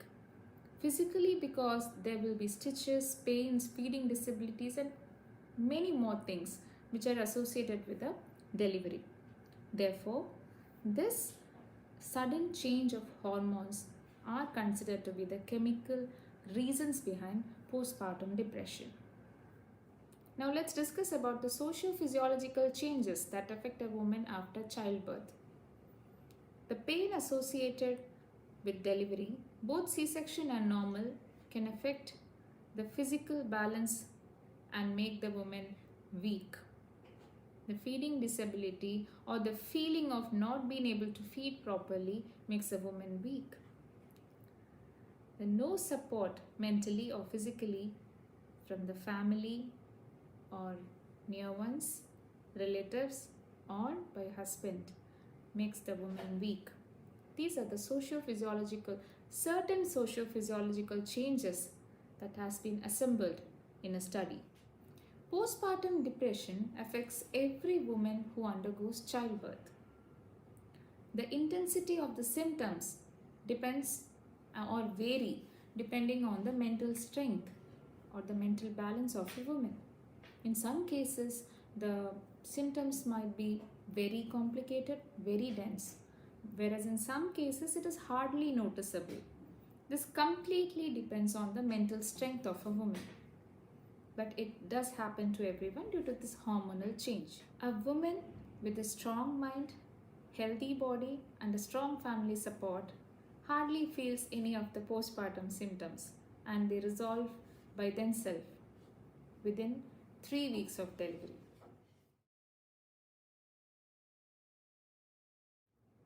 Some of the postpartum depression symptoms are hypersensitivity, anger, anxiousness, fear of losing child, sweating excessively, feeling lonely, quiet, unattentive, lack of sleep, etc. These symptoms can help us monitor a woman post-delivery. Because if a person is going through postpartum symptom, they will not be able to communicate well with everyone. So the people around or the person around them, associated with them, are supposed to monitor them. And sometimes these symptoms exceed after 3 weeks. That's when it is to be monitored by a doctor. Because usually postpartum symptoms starts just after 3 days of delivery and extends until 3rd week of delivery. Usually the symptoms vary, as I said before, the symptoms vary and it will be very feeble in some cases that hardly it is noticeable. But in some cases it will go to tremors, shocks, disturbances, harming themselves or being very much aloof from the society, and that is the time when it is to be monitored by a doctor. According to studies, postpartum depression is found majorly in women with a history of mental illness, or in some cases abuse, trauma, death in the family, marriage, etc.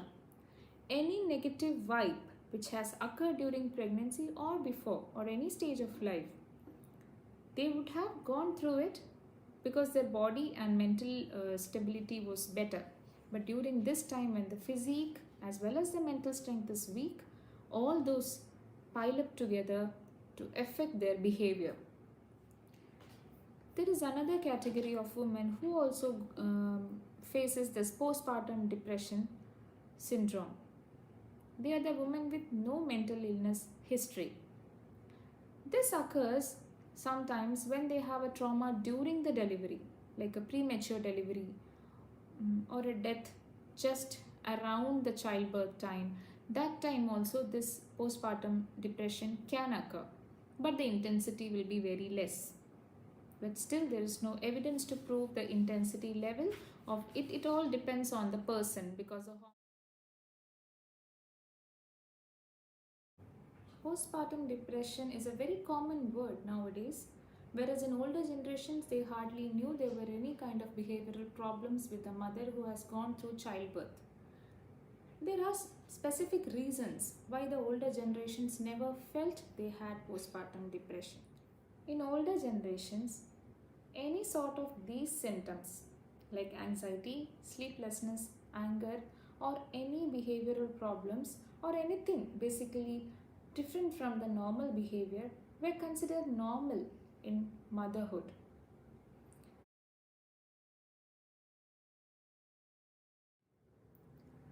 Now, I have come up with a topic that music can be used for relaxing mind or reducing the symptoms of postpartum depression. Music can be taken as a preventive measure or a healer for postpartum depression. It cannot eradicate this postpartum depression symptoms, but yes, it can reduce the intensity of the symptoms or the behavioral problems. Music is a miracle medicine, and it can give pleasure to ears and satisfaction to mind. According to neurological sciences, music has healing properties. Music can control the mind of a human being. It can control the mental strength of a musician or a music lover, but these can only happen or evolve after regular practice or a continuous prolonged practice. When music accompanies you in your lifestyle, you are inside the boundary of a proper emotional and mental balance. For example, when a person cries, shouts, laughs, shows anger, or any kind of emotions, it stays within the limit. When it crosses the limit, it is called a behavioral problem. So a good musician, or the one who is controlled by music or who has a good mental balance, he is supposed to be within this boundary, and they show all expressions within the boundary limits.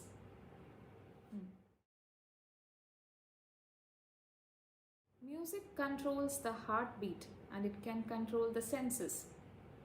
When one is controlled and self-satisfied internally, nothing external can alter it. When we incorporate music in our lifestyles from childhood, it grows like a tree with strong roots. So when a tree grows and gets stronger, the roots become deeper into the soil. The same way our mental balance becomes deeper and stronger as we grow, because music is assisting our mental growth. This is why in many traditions, music training is considered to be mandatory. Music can have a profound effect on both mind and body. Faster music can make you feel more alert and concentrate better, whereas upbeat music can make you feel optimistic and have a positive view on life.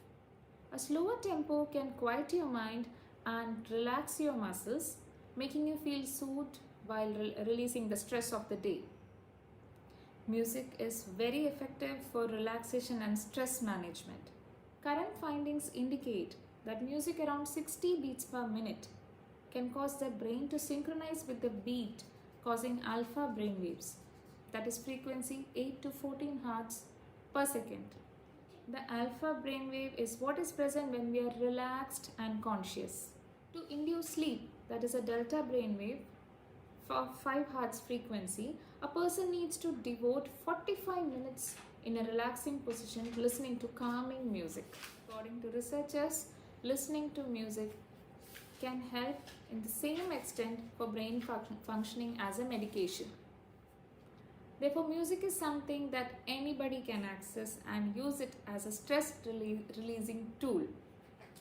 According to Native American researchers, the Indian stringed instruments, flute, drums, all can give a nice effect or a relaxation mood, even when played moderately loud.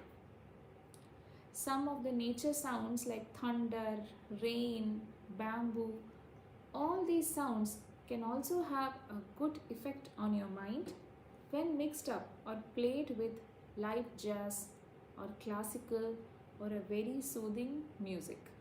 While listening to music, the dopamine is released by the brain, which is called as a relaxation hormone or a trust hormone. So when it is released, the mind and the body becomes very calm.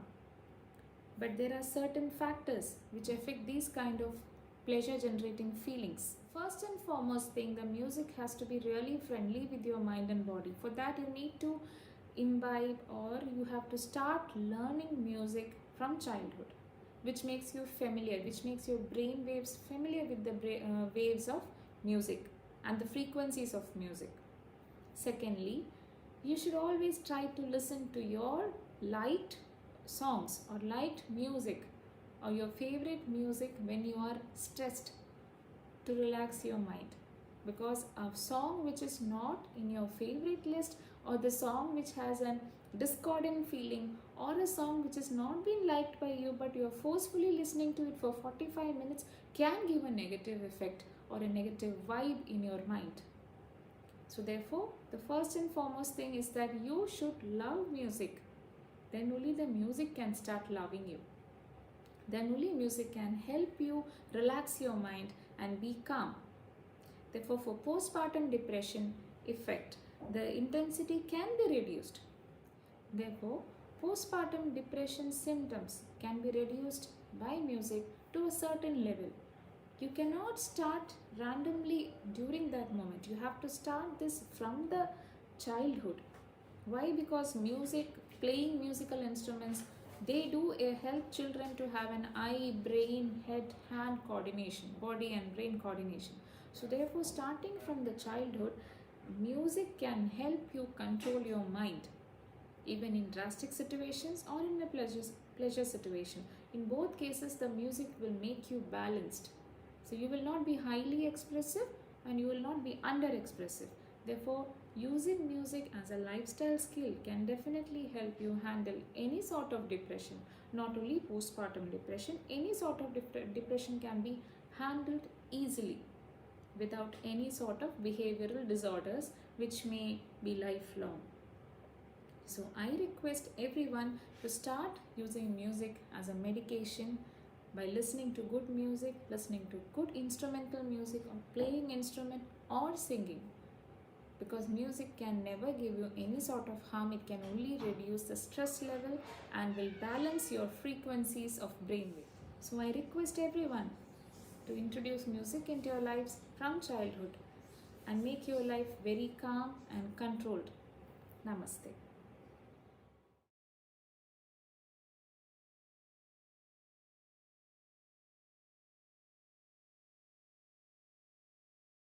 My name is Devika. Namaste, my name is Bhavya. Today we are going to talk about how music changed my life.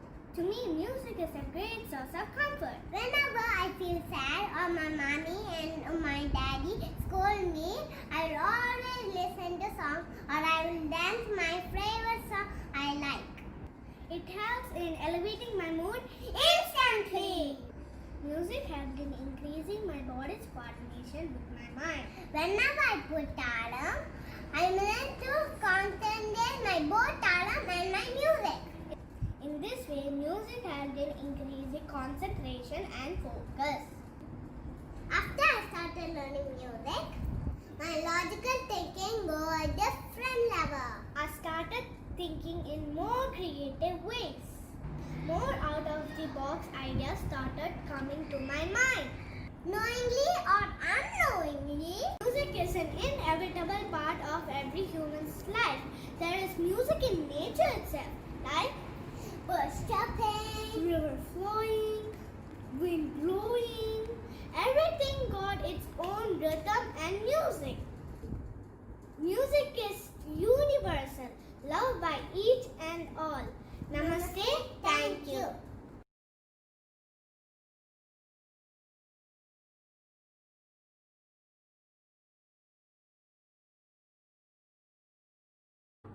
Maestro Jian Wang is a China-born Australian conductor who belongs to the most distinguished artists of the present. He is the winner of 8 leading international competitions in Europe. I have great pleasure in welcoming Professor Jian Wang to make his presentation.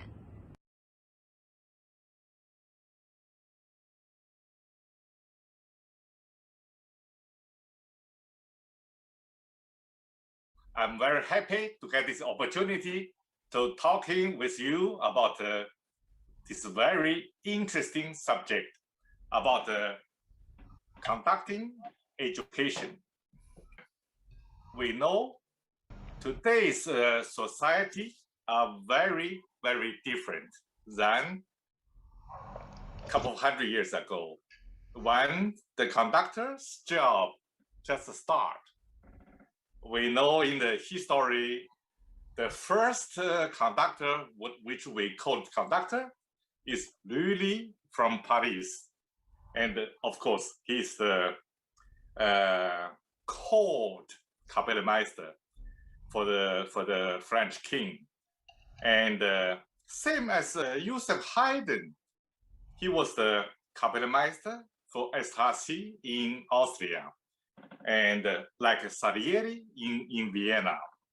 they are the first generation the court Kapellmeister. But basically, all of them, they are composers, and they play instrument, but they are composers. They play cembalo or violin, leading the orchestra. In the time period of Beethoven, actually, there's still no professional conductor as we know for today. And we know Beethoven was sitting behind the clavier, leading his symphony performance. Even in the last period, leading his Beethoven Symphony No. 9 with orchestra and with choir, he was sitting in front of the clavier, hammer clavier. So that is the mode. Is the conductor is not really a separate profession outside the orchestra. And mainly they are the composers. Same like Franz Liszt, same like Richard Strauss, Gustav Mahler, of course, Wagner, all of them, they are composer, conductor.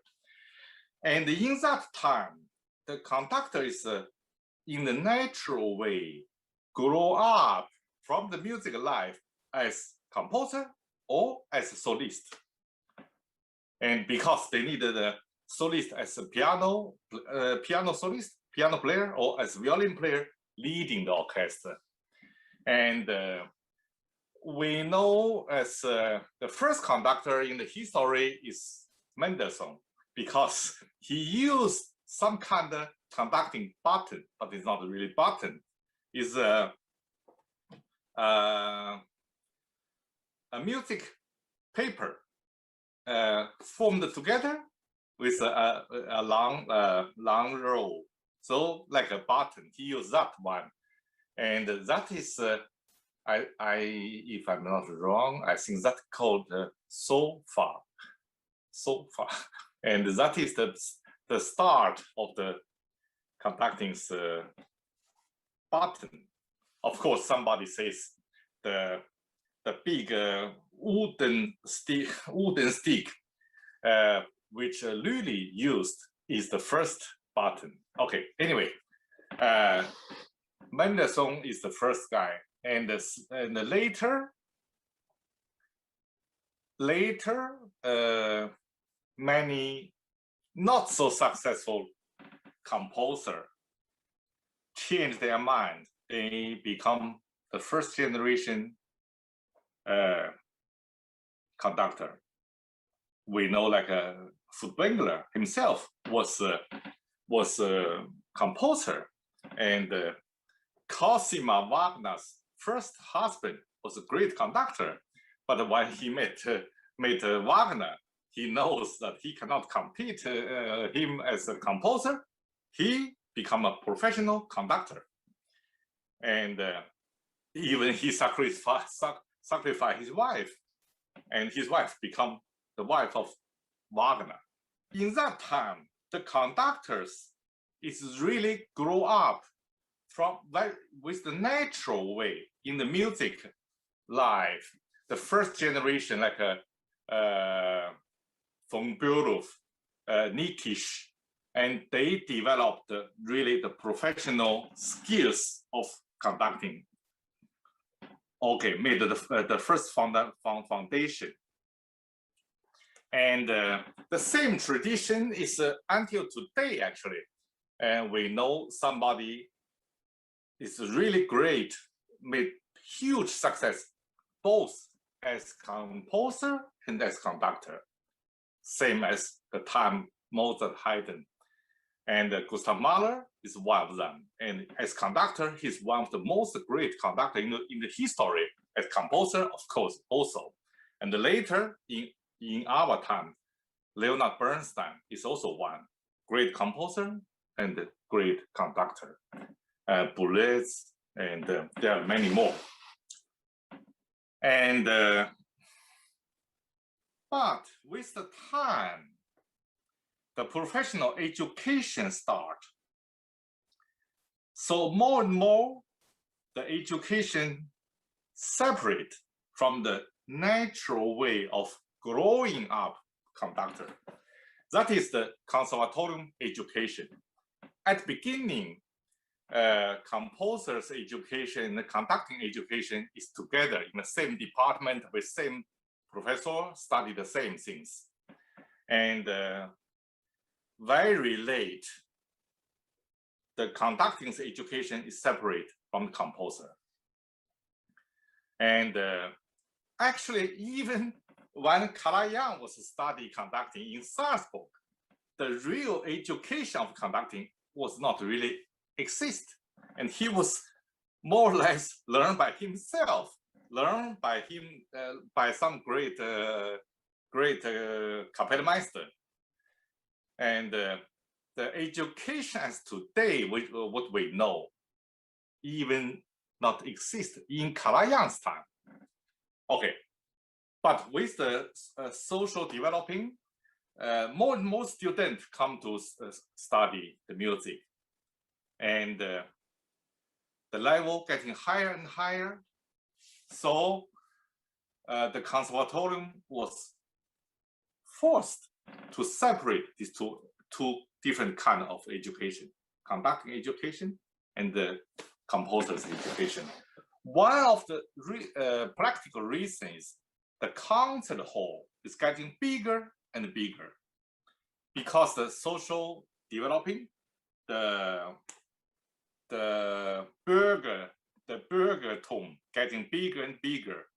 So the audience change, and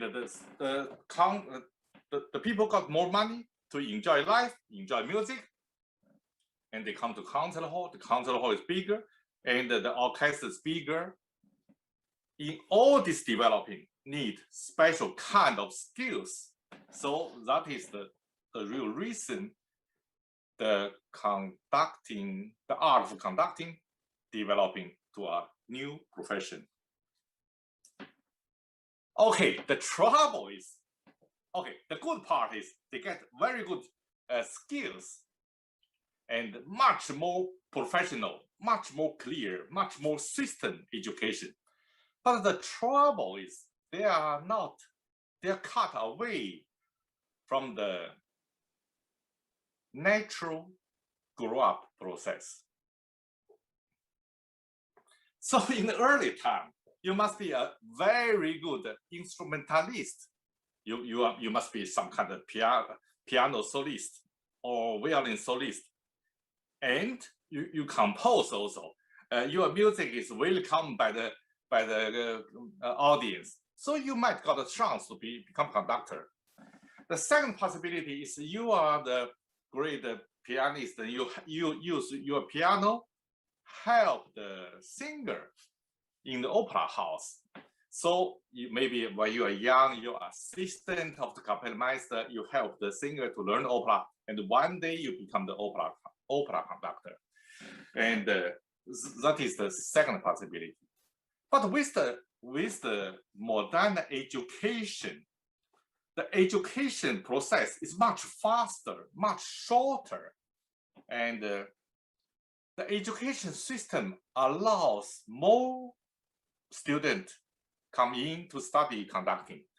Even you don't play piano, even you don't play violin, even you don't know the singing, you can still study the conducting. So in this way, the modern education actually is cut the natural process of conductors out from the tradition. And that actually make a lot of trouble. Okay. The real trouble of the conducting education is in the 20th century, the technology changed. So in the early time, the conductor is composer, and his job is help the composer or help himself to put the orchestra together. And the audience come to the concert hall to listen music. And then the recording business start. So the people could listen music at home with the LP, long play sharp button. And later, through the Sony and Engineer and the Kalayan, the CD come to market. And this new technology changed the music world, changed the habit of the listener. And in the recording studio, it is very possible to recording once again. It is also possible to recording a part of the orchestra and to remastering the sound together, make it as perfect as possible, even more perfect and more balanced, more dramatic than the concert hall. And the other change is the television. When the television come to everybody's home, change our society, change the music life, change the habit of the audience. And the early time, the people says, we go to opera house, listen opera performance. And after the television generation, they change, they say, we go to opera house, watch the opera performance. They say, we go to concert house, watch the performance of solist of the, something like that. So you see, seeing become more and more important, much more important than listen, than hearing. And the habit change, especially through Bernstein's young musicians education circle, which is really great. It changed people how to understand music, how to watch in the television about classical music, and especially the great achievement of Kalayan's Beethoven recording. And it's really a revolution. How he used the camera and used the register idea, change the light, change the angle. It's a really huge revolution. So he recording the piece fully, and then he recording only timpani, only flute, only violin, and put them together, and then become a special kind of art of video recording concert. That changes everything, especially when the camera in front and give the conductor's face a very, very big, like a film star's shooting angle. Everything changes because early time, the audience never saw conductor like that. They are far away behind the conductor. The conductor almost doesn't really move and no expression. And if we see the recording of Richard Strauss, we can imagine that time. No mimic, no any expression. It's not necessary. But through the new developing with the new technology, the new job is added for the art of conducting. The new job is not only how you understand the music, how you interpret the music, how you translate music, but how you performance as performer. It including not only the hand technique, how you move, whole body, how you express the music with your eyes, with your spirit. Everything is including the new art of conducting. So in this moment, of course, in the conservatorium, the education is still very much behind, but the new generation conductor already changed a lot. If we see how Lolly Mazel in the poster, how Riccardo Muti in the poster, you know what I'm talking about. Because with the recording business, with television, music become a new kind of business. Selling is important, and how you look in the poster, how you look in the cover of CD is deciding. And the world changed.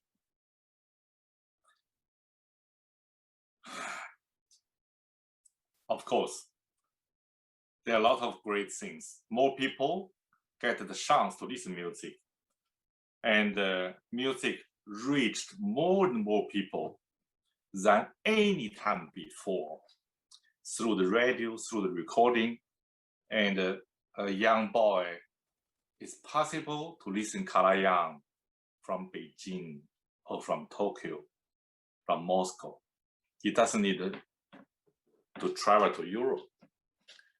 And that is great things. And somebody got a very expensive hi-fi equipment and can enjoy the Berlin Philharmonic Orchestra like you are sitting in front of in the orchestra. And that kind of excitement was never before, of course. That's great things. Okay, we talk the side effect later. And in this second half of 20th century, there are two more important things changed the art of conducting. Is number one is because the music education level getting higher and higher, the orchestra level getting higher and higher. Is now there are so many great orchestras, like the radio orchestra of Sweden, great orchestra, and the radio of Denmark, great, Oslo Philharmonic, great orchestra, NHK, Japanese radio orchestra, NHK, great orchestra. It's not only Berlin Philharmonic and Vienna Philharmonic, especially because the education in conservatorium, the players' technical ability is much better than before, and because the years training, the orchestra get a new ability. It's a little bit like a super airplane with autopilot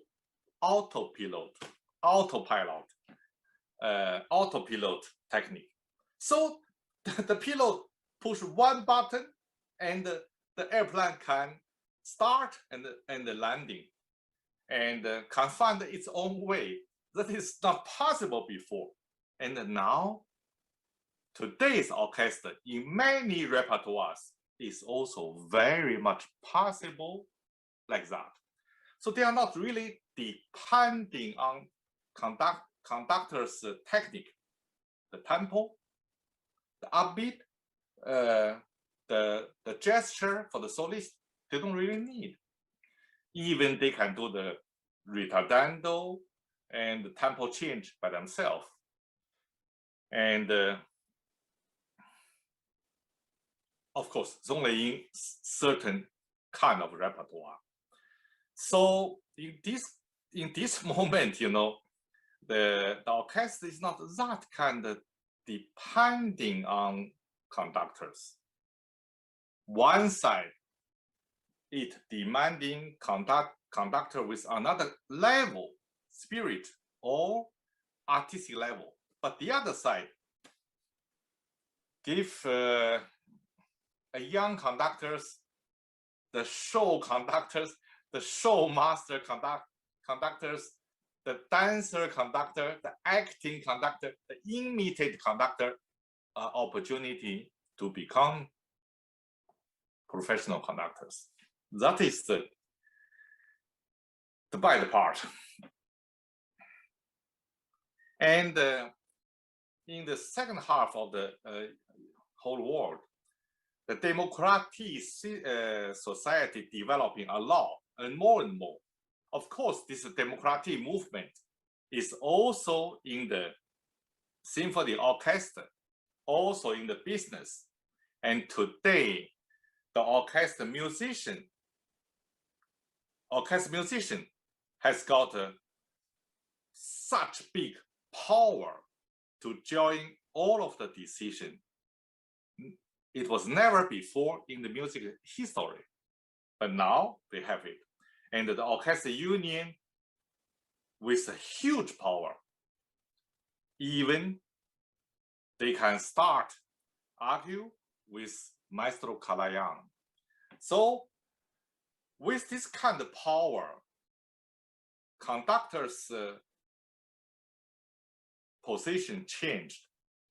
No conductor has got the chance like Kalayan, Bernstein get.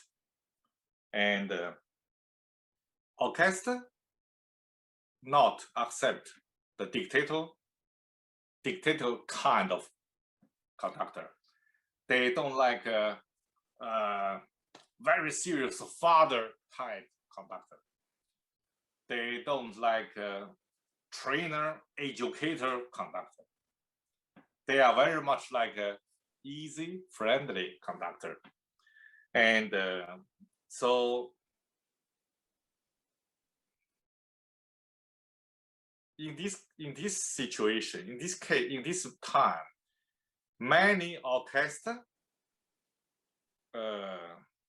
canceled the artistic director position, and they canceled chief conductor's position. They like to work with guest conductors, because as guest conductor, you always need to be polite. You always need to be nice, and you know you are just guest. There are a lot of things you are not allowed to touch, like the intonation, like some trouble moment you are not allowed to touch. Just like you are as being a guest come to somebody's house, there are a lot of things you're not allowed to do in a stranger's house. Same in the orchestra. So in this case,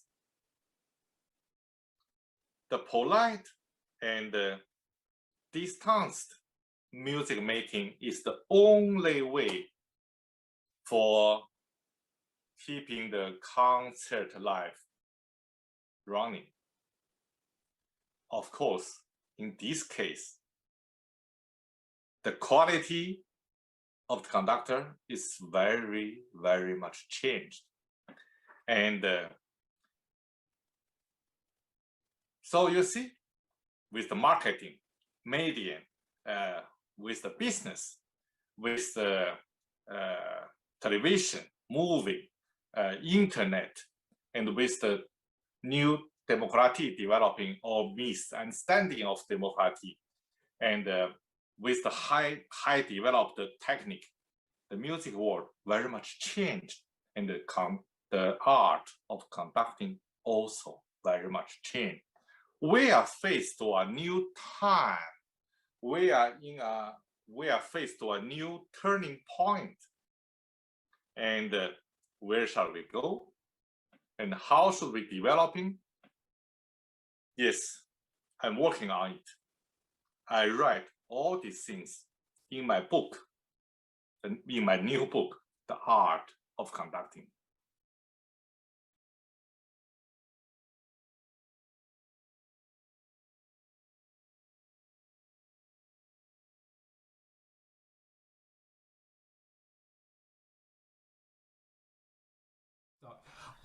Hello, everybody. Really nice to see you all here. Welcome to this panel on participatory music interventions for children and adolescents.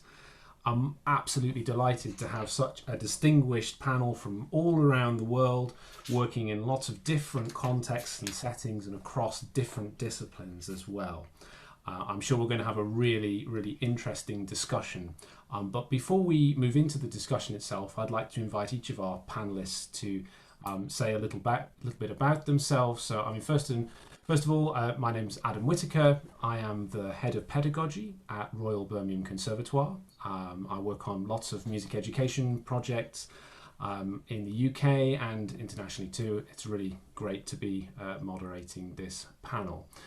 First of all, Shantala, I wondered if you could introduce yourself and say a little bit about yourself. Namaste from India. I'm from Bengaluru. I work as a clinical neuropsychologist at the National Institute of Mental Health and Neurosciences. It's one of the premier institutes and a hospital come research institute where we work. And I also head the Music Cognition Lab. So as a clinical neuropsychologist and a trained musician, my aim is to build neuroscientific evidence for music, understanding music and the brain, functioning of the brain, and then application of this in various neurological, neurosurgical conditions predominantly. So my area of interest is in the field of cognitive rehabilitation, neuropsychological rehabilitation.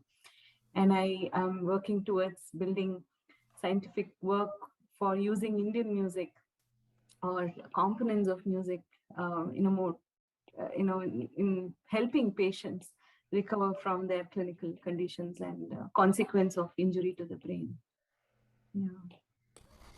Great. Thank you, Shantala. Next, Sanak, would you like to introduce yourself? Hello, I'm Sanak Kumar Atreya.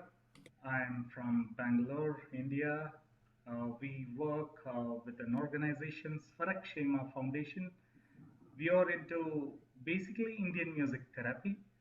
Indian music therapy is an ancient concept of application of music in various dimensions beyond entertainment. So we have found a lot of evidence of using music in context of special needs children, in addressing conditions like depression, anxiety, and stress. We have been using music to help patients with dementia, Alzheimer's, Parkinson's, and recently we have also ventured into the area of respiratory conditions and speech difficulties, including stammering. Now, the way we work is we try to extract references from ancient Indian texts, also called as granthas, and apply them to see if there are results in the modern context. So that's the way we work. We have about 1,500 children of special needs within our organization. We are catering to more than 100 geriatric patients with Alzheimer's, dementia, etc. As I said, we are contributing to about a dozen of children with stammering and speech difficulties. Right now, that's our work, and we're trying to establish protocol to help apply music therapy. So this is our work in short. Great, thank you, Sanak. Sounds absolutely fascinating, really, really important work. Next, Patricia, would you like to introduce yourself? Yes, so my name is Patricia Caicedo. I live in Barcelona, but I was born in Colombia. I'm a trained soprano and I'm a musicologist. And my area of expertise in musicology is my area of research. I'm an artist scholar, is Latin American and Iberian music. but I'm also a trained physician, a medical doctor. And one of my latest book is about music cognition and the impact of music on individual and social health. So in this book, I'm trying to combine my two trainings of musician and physician, and also a historical perspective from the decolonial studies, because that's part of my research, decolonial studies, which is very important in the group that we are here now, I think, because when we will talk about all the studies, or many of the studies that have been done in this field of music therapy or music cognition, many of them have been done using European music. So one part of what my whole mission is to bring to light the fact that all the musics of the world can be used for and have benefits for health, not only the European music. And I'm also part of the executive board of the International Music Council, and from that place we are trying to advocate the use of music and the rights, the 5 music rights that later on I will be explaining if you are interested about it. Great, thank you so much. And then last but not least, I'd like to invite Jonathan to introduce himself. Thanks very much, Adam. So yeah, my name is Jonathan Mann. I'm calling in today from the UK, but I normally live in Bangkok, Thailand. I'm an orchestral conductor of Western classical music. I'm artistic director of Ensemble Cambrica, which is a chamber orchestra in the UK. But most importantly for this session, I'm artistic director of the Emmanuel Orchestra Music for Life project in Bangkok, Thailand, which is loosely modeled on the El Sistema music program in Venezuela. So we are very concerned about offering free music lessons to underprivileged children in the inner city area of Bangkok. So I've seen the way that music can change young people's lives by being in an orchestra. And my role with the organization is not only conducting the orchestra, but mentoring the young musicians, particularly as they look to try and go to higher education. So we try our best to offer them opportunities to get into higher education. So yeah, I'm really looking forward to our conversation today. Great, thank you all. Really, really great to have you all with us. I wanted to open with an open discussion first of all about inviting you to tell us all about some of the music interventions and music projects that you have been involved in, which have involved working closely with children and adolescents. I wondered if you could tell me a bit about what happened in some of these projects that you've been involved in. Tell us about perhaps where they might have taken place, the context where they're taking place. But really interestingly, and something I want to sort of pick up on as we go through this panel, is about what we think the outcomes of these kinds of projects and engagements are to start with. Sanak, just picking up on your introduction, obviously you've been working really closely with lots of children and adolescents for a long time. So I wondered if you could tell us a bit about perhaps one of the interventions or projects you've been working on. Yeah. So one of the projects, I like to talk about adolescents first and then get into children. In India especially, we find, I'm sure a very similar situation is there world over, but in India, adolescents who are facing board exams and those sort of a lot of academic pressure tend to give into depression. So these are not clinical depression as such, but still there is a lot of self-estimation to the extent that they lack confidence in themselves and land up making wrong decisions at the end of the period. So we work closely with a group of adolescents and help them gain more self-confidence and ability to present themselves in a public forum. So music works wonders in this regard because music inherently is a stage activity, right? The moment you know a little bit of music, you are ready to show it off to your peers. And that initiates a cycle of motivation to be able to communicate in a social circle. So we have found that quite a few children, adolescents vibe with this concept. And in fact, there is also a flip side to it.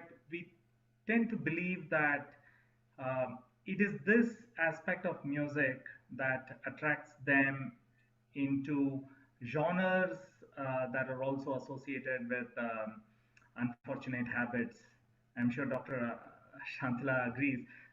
With the present situation in India, a lot of news is being talked about young guy addicted to drugs, and so de-addiction is also possible through music therapy. That's another area that we have looked into. There are a lot of possibilities for adolescents in this regard, using music. The challenge that we find in this area is, although we are saying that we believe it makes an impact, to bring it within a scientific fold and conduct a study per se gets very difficult because we are not able to even define music in a scientific parlance, and that is a challenge. But speaking in terms of anecdotes and personal experience, yes, we tend to see a lot of positive impact of music on adolescents, especially in the area of depression and addiction. Great, thank you, Sanak and Shantala. It's as if Sanak had got my next question in front of him. I was going to ask you about how we can evidence some of the outcomes that we think we see as a result of music projects, and how different disciplines are approaching evidencing this to provide a sort of robust account of what's happening. In the field of cognitive neuroscience, I think we have come a long way in acknowledging that music is definitely a biological phenomenon. It's a higher cognitive process in itself, and that it engages multiple neural networks at one go. So the key thing that we say about music, either you're passively engaging in music or actively engaging in music, or you're talking about music in an intervention context, in a clinical context. In all these scenarios, you're actually talking about using music as an not just as an auditory stimulation to the brain, but a higher cognitive process, and which engages not just what we call as the cold cognition, that it is devoid of emotion. We know music engages emotion, and you're connecting it to multiple aspects of higher cognitive processes, including it could be the prefrontal functions like attention, information processing, or decision making, or emotion itself through the subcortical, the limbic system, or the motor pathway, because when you say music, there is rhythm in it. And we do know today, with enough evidence from research across different labs, that the rhythm engages the motor higher, the pathway that entrains into listening to music. Now, coming to the point that you raised about adolescents and children, and you look at it from a neurodevelopmental point of view, we do know that the higher prefrontal areas take time to evolve, even in developmental perspective. That's why we see that adolescents have behavioral issues, they are more hot-headed, they get anger outbursts, or they have behavioral, other aspects.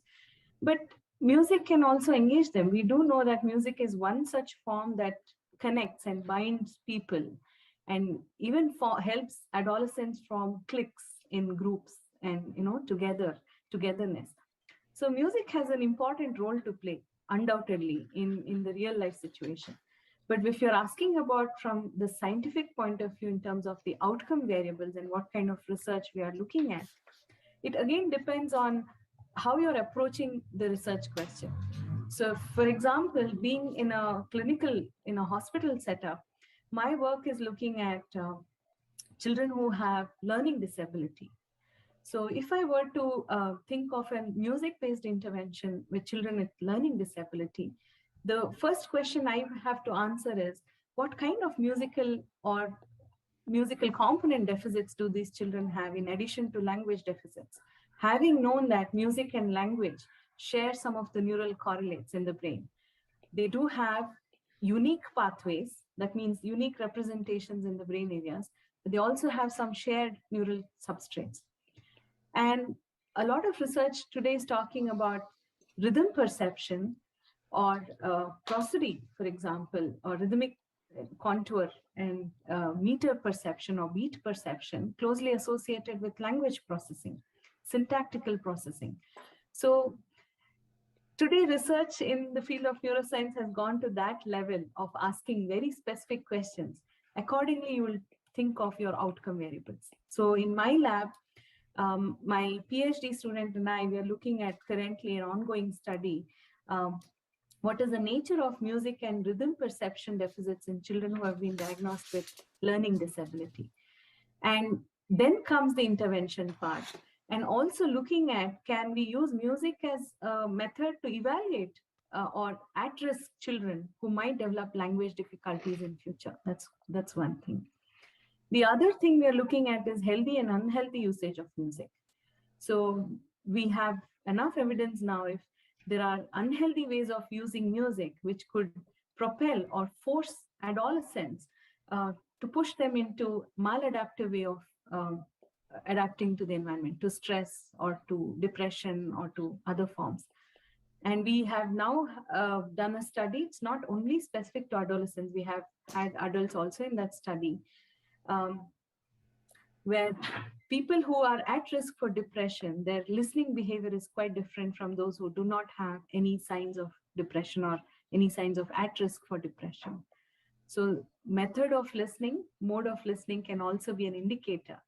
So I think the scope for some research in this field is immense. Yeah. And I could come back later and, dwell more in detail. So any further questions, I would be happy to answer. Thank you, Shantala. That's opened up all sorts of other questions, and I wanted to invite Jonathan and Patricia to perhaps share some of the experiences that they have had involved with music making with children, for example, and how some of the things that Shantala is saying about cognitive, impacts, but also social outcomes as well for the young musicians involved. Whether that is has been borne out in your work, and whether you could tell us a little bit more about how that has manifested itself. So, Jonathan, Patricia, feel free. Yes. Who starts first? Okay, thank you. Our motto is that music is for social change. So, our interventions are to really help the young people in the sort of inner city, if I can call them slums, in these areas, to really help them sort of get out of a cycle and sort of better themselves, as it were. There's so many stories that I could tell you of ways that the project has benefited children and adolescents. If I could just sort of focus on what Sanak said about in the adolescents, the lack of self-confidence, and how the project that I'm involved in has really helped the self-confidence. So one example was that one of our students ended up going to university. He was the very first student who was actually able to get into one of the premier universities in Thailand. It's called Mahidol University, and they have a college of music there. And we organized for him to have the finances to go, and he did very well there, but he was ashamed of where he came from. Most of the other students came from very wealthy backgrounds, so he would never ever tell anybody where he lived, what his house was like, this kind of thing. But gradually, as our project developed, he came back to the project and became a teacher at the music school. He became a sort of role model for the younger children, and in a way, he sort of became this sort of superstar for all of them. And he ended up being on Thai television, in magazines, over social media, and gradually he decided, well, look, why should I be ashamed of where I come from? Why should I lack confidence? We've built this amazing project here in our community, and we need to be confident about this. We need to be proud of what we're doing here. So I mean, that was a huge change in his life, from somebody who was ashamed of where he was from, and through playing the violin of all things, he's become this great leader for generations of younger children in the community. So that's one way that our project has really been useful for helping self-confidence. I don't know if Patricia has any other examples or stories to tell on this. So I don't work with children. I never have worked with children, but I work with professional musicians who are becoming professional or professional musicians, some young and some older. And sometimes, most of the times, I work with groups who have younger musicians and older, perhaps people who are already teachers. So I never wanted to have these limits of age limits in my master classes, for example. For class, I don't know if you know that for Western classical singers, many times, or most of the summer programs or programs have age limit for accepting students, which I find terrible, because it's putting a limit on the possibilities that you have. And we know Shantala could confirm that brain plasticity is something that lasts our whole life, and music proves that. What she was talking about, the multimodal way in which music affects our brain, it stimulates attention, memory, language, rhythm. So many parts of the brain are activated when we are practicing music or playing an instrument or singing. So emotions also, the circle of pleasure, of happiness, all these things are connected and happening at the same time in the brain. And the brain plasticity is present at any age. So when I'm teaching or working with these groups, I observe beautiful things, because first of all, it's a place in where making music is putting all of us in the same place. Even if you are of 60 years old and a professional teacher at a university, or if you are a 23-year-old student who are preparing your bachelor's, but since they are learning this music that is outside of the canon, that is the music that I teach, for all of them is equally new.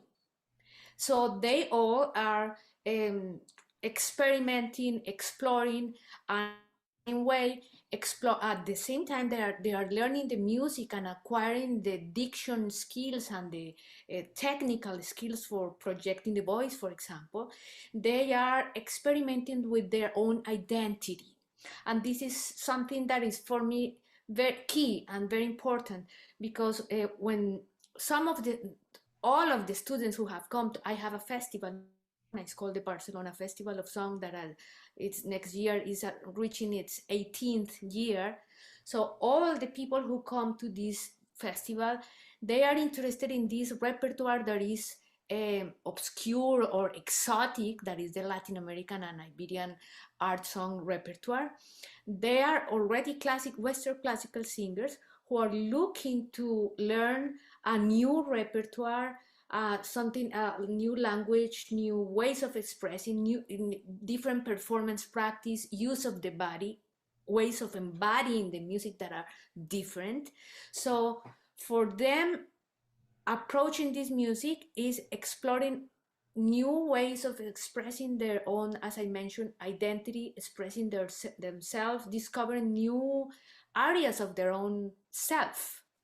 So this is a beautiful to see how we all know, you most know as musicians, we know that when we are singing, for example, or expressing ourselves on stage, we are giving or sharing something very profound and unique of ourselves, something that nobody can express in the way we can. So this makes unique the experience of making music. So, and also something beautiful is that, as I mentioned, the age limit is erased. We are all learning we are in the same space of discovery, of acquiring new skills. And for all of us, even if the student is of 60 years old or 23, or as I mentioned before, this is opening new ways of expressing our creativity and also giving us meaning in life. And always I will go back to the research of Chichen Itzhai, this researcher who have research on happiness, how there are certain traits that are shared when somebody is happy or feel happiness in the. So they are, the sense of time is lost. They are completely concentrated in one activity that they know that it's challenging, but at the same time they can do it. So it's a challenge that is achievable. So this sense of that I could do something. So all these things are met in this moment of discovering new music or making music. So that's why I think this music is so powerful and produces not only happiness but health. I'm trying to connect what Shantala said, this multimodal experience and all the multiple levels in which music in the brain affect us, but not only in the brain, but also the effects that it has on a social level, because I'm able to communicate in a better way. I'm able to express in a better way, to express something unique. So I'm giving something of what I am to the others.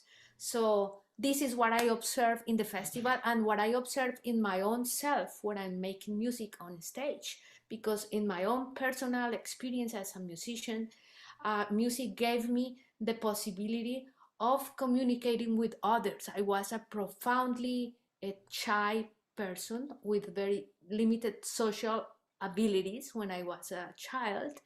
And through music, I was able to develop confidence and to develop this way of expressing. So that is the miracle that music made in my own life. Thank you for sharing that. And those. May I just add? Sorry, Sanak, go ahead. Yeah. Basically, extending on what Patricia said and Dr. Shantala Hegde said, I observed that, especially among adolescents, more than even the way we talk about music in general, more than even singing, rhythm seems to play a very important role. And in my experience, I noticed that a lot of them were attracted to this drum jam. It's quite popular world over that people want to participate in drum jams. We were investigating in this, and we identified that in Indian system of music, we have a very strong rhythmic dimension. In the South Indian tradition, it's called Konakol, and in the North Indian tradition, it's called Padan, wherein we utter syllables, percussive syllables. It comes like ta, dhi, to, nam, to, dhi, ta. So what we do is what is essentially played is uttered. We make formations with these, and they are called korvais. And these formations, they are restricted to only rhythmic patterns.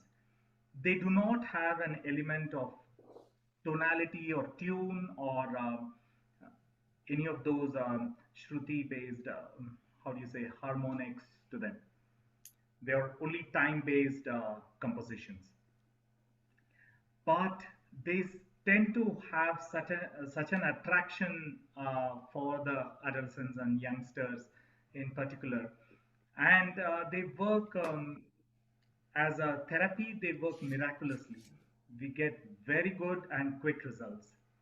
One of my good friends have also tried this model in France for children with, adolescents with depression, and has found very good results there too.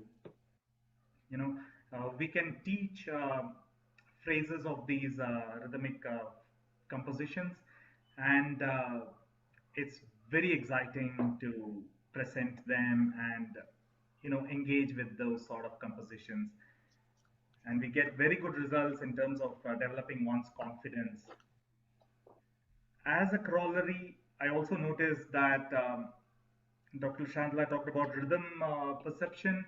The rhythm, sort of a deficit in rhythm perception also reflects in various personality traits and learning curves of these adolescents. That's again something interesting and worth researching about, probably. Yeah, I mean, this theme of sorry, Patricia. No, I was thinking about this connecting with Sanak, with which Sanak said that I was reading an article about how some researchers were saying how our sense of rhythms depends of the language that we speak. So it's interesting that this concept of rhythm as one thing that the Western culture imposed on us is something completely, it's a construction, because depending through the culture and the language that this culture speaks, the rhythm is perceived in a different way, so which is very interesting. Yeah, that's interesting. With my work in Thailand, rhythm on the Western classical music with the Thai kids is actually probably the most. I spend most of my time working on rhythm. I would say that is I rehearse. That's the thing I have to spend the most time on, and I think I agree with Patricia that because of the language, the way that the tones work, and just the way that the Thai speech works, that the actual consonants of the rhythms and also articulation in the music of sort of European music is quite, it's a completely different concept. We actually did. The music school did try to offer traditional Thai music lessons to the young people. That's what we tried to do, but they didn't want to take it. They were interested in learning the violin, learning to sing in sort of Western choirs, and learn the piano. That's what they wanted to do. And Yeah, it's And amazing, really. That is so just I interesting. have a question, and sorry, Adam, because Go ahead. I'm getting enthusiastic, and this is terrible. It's a danger.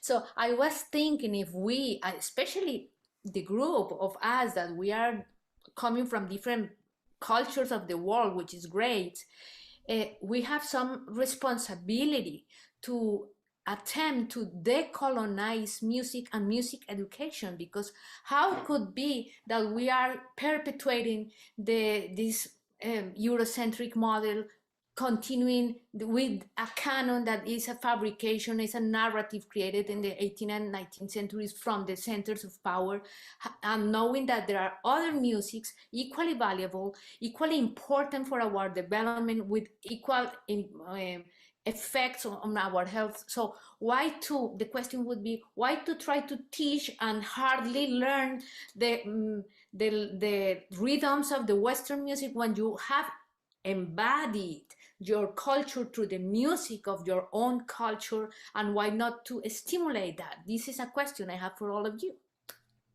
In fact, that's the key thing that needs to be done. We recently had a symposium to stress upon need for cross-cultural studies and studies from one's own culture. And which Sanat just now mentioned, the Indian rhythm system is quite complex, perhaps much more complex than the African rhythmic system. I mean, I think two experts could, who are from specific musical background, could debate on that. But the point I want to make is that, yes, definitely Indian rhythm system is pretty complex, and it's so closely connected with the Indian philosophical system, I would say, because being a clinical psychologist first, then a neuropsychologist and a musician, I think it's more and more evident and quite clear that the connecting thread to all this is Indian spirituality and Indian philosophy. And if you talk about the Indian rhythm system, the very crux of it talks about the meter. There is a saying, it says that Shruti Mata Laya Pita. That means mother and father. The Shruti is the tone or the harmony or the pitch. That's like the mother, and the rhythm is like the father. You can't have music without parents, right? So you need, or your offspring without parents. So the two aspects, it's like the sides of a coin. Rhythm is very, very important when you're talking about music. And sometimes rhythm may even predate. And it's so crucial, even when I talk about from the brain functions point of view. So anything, any information from the environment, even neural plasticity, which Patricia reiterated the point. If you look at how the neurons communicate, it is in a very rhythmic fashion. Everything in this world has rhythm in it. The way we speak, the way we talk, the way our heartbeat, everything has a rhythm. And that's another reason why our bodily system is entrains to the external cueing. There is a center in the brain which so beautifully connects and matches with the external cueing, and that's why music is so powerful. And rhythmic aspect of music can manipulate or alter your biological system as well. And therefore, all this connects to your health. And what I'm trying to put forth is that the crux of each culture and each cultural background, essence to the music. Music is also an expression of the culture. I think we need to have a holistic view on this. And talking about neuroscience can look at it from one window, but we can look at it from multiple windows to get a beautiful picture of what's the role of music in promotion of health, mental health, spiritual health, positive mental health. I think that's very fascinating for me. Yeah, and sort of picking up on this theme, it was something that I was hoping we would get to think about, and that the title of this session is about participatory music interventions. And lots of the interventions and projects that we've talked about have sort of worked with communities close by.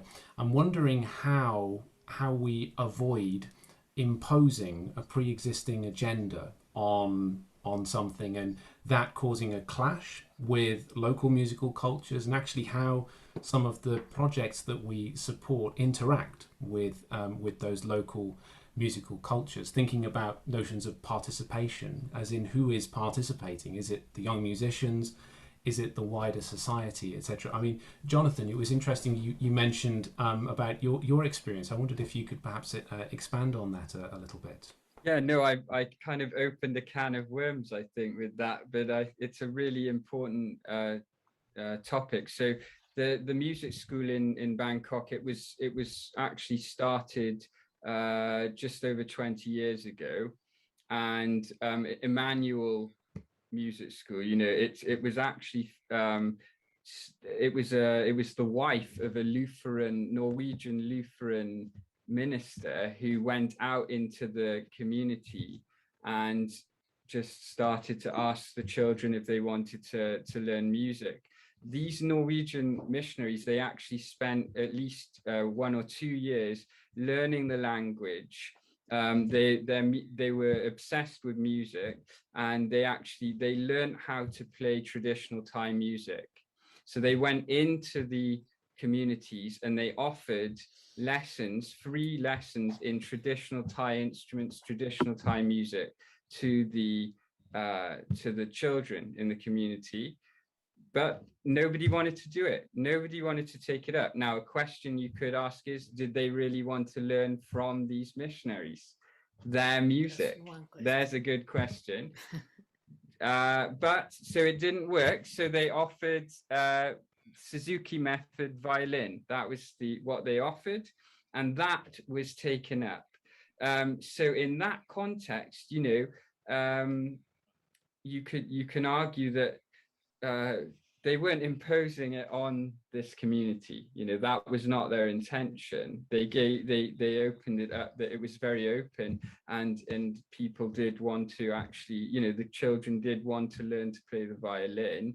And in that context, I would argue that, you know, this music is for everyone. Now since then, you know, there's been pros and cons, which I've seen trying to teach this music to the students, how involved the community, the wider community, has been in coming to performances of, you know, if we played a Haydn symphony, you know, what's the audience look like in that context? How many of the parents of some of these children are attending those performances?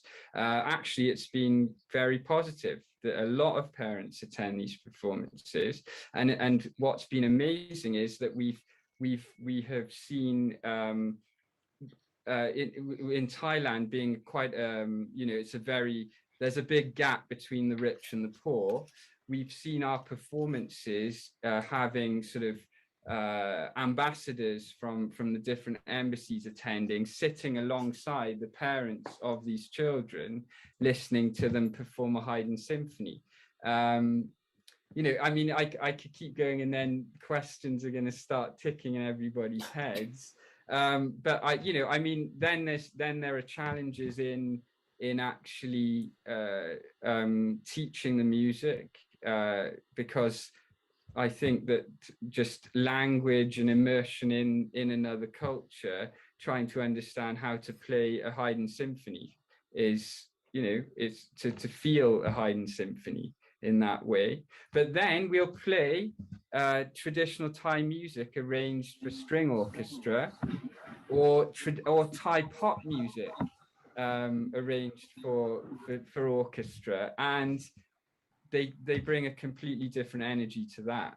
So, you know, I don't know if there's where you can take this now, but that's just some experiences. Yeah, you know, there's. Oh, sorry, Sanak, go ahead. Yeah. So I'm trying to find a via media between Jonathan's stand and Patricia's stand. Basically, here in India, we see that we have very strong cultural and traditional music, you know, patterns. So what happens is, but what majority of the adolescent population prefer is Bollywood music or Western music. Now, here we have a rich tradition that offers so much in the form of therapy. But the common perception of the, you know, the adolescents is to lean towards Bollywood music or Western music, which they actually don't relate to, but they idolize it, you know. And this is the same sort of approach that I see in African countries and Latin American countries, and wherein what is happening is the youngsters do not have the right perspective or the right amount of knowledge about their own cultural music. And a study that my wife conducted, it was on special needs children, but still the results are quite interesting. So we saw that on applying Indian music therapy, the Konokol method, as I was talking about, on a set of Indian children, their speech was getting improved significantly. But when we had, you know, blinded assessor, that means a person who doesn't know about the children and all that, he assessed the children for improvement. He actually did not find much improvement. Then we were trying to find out where is the loophole. We found that the parents were giving us a good feedback that the child is improving in communication, but all the assessments were performed in English, right? So the assessor was asking the children, okay, get me a pen. So the child was not responding. They were not able to understand and communicate effectively back in English, but in their mother tongue, which may be Kannada, Tamil, or Telugu, they were very comfortable, and there was significant improvement in their mother tongue. Now, this is something that makes music, it's probably music is not culture neutral. It's difficult to make culture neutral music therapy. So again, coming back to the question of what music for whom, and again, the point of unhealthy ways of music. So we have to be sensitive when we are dealing with adolescents in terms of both their culture of music and their healthy music. Yeah, Patricia. I think what we are talking about here is music as a space of representation, music as a place of where my identity, my personal identity, and the national identity is expressed and represented. So yes, when we say that people, Sanak said, probably young people, they don't know about their past or their culture, or perhaps the question is probably the educational systems are perpetuating models that are Eurocentric or perpetuating some values that are not have not validity nowadays, or that we could defy or rethink to adopt and to value another set of values or systems that are our own. So probably what we are seeing is that the educational structures and the teachers as the representatives of those structures are probably still working under colonized models of thought, of paradigms of thought, and we are not even questioning what we are teaching or what we are valuing. And on top of it, the whole culture is on the TV, on movies, and on all the popular culture is also reinforcing one way, idealized way of being and acting or behaving or embodying things that children are, of course, imitating that because they don't have another source, another role to go to. Music plays a very important, music education here could be a great tool to connect people to their own traditions, to their own cultures. Also because when I have mentioned the word embodiment several times here, because I think it's not by accident, it's because through our bodies, we embody the culture. We have ways to express music that is different or should be different if I'm from Thailand or from India or from Spain. But in educational institutions, musical institutions, we are trying to homologate the way people express themselves also, or how they express music, how they express rhythm. So this discussion goes also aligned to something in cognition that Shantala must know, that is the way we are studying cognition nowadays is under this 4E of cognition, that cognition is embodied, extended, is enacted, and is embedded in the society. So cognition is not something that happens isolatedly in our skull, in our brain. Cognition is something that is extended to the devices that surround us, is extended to the culture in which we, embedded in the culture. And we could use that same 4E paradigm to music. So music cognition is a cognition that is embedded, is embodied, is enacted. So it cannot be detached from the culture in which it's produced. So, and I think this is key, and this is key for us as educators, because if we continue teaching and asking children to learn things that are not natural to them, probably is good as an exercise for brain plasticity, but as an isolated thing, but it could be even better if we encourage them to connect with their environment, fully connect, to feel the ways in which the culture is expressed through their own language, the rhythm of the language, their own musical traditions, and potentiate that.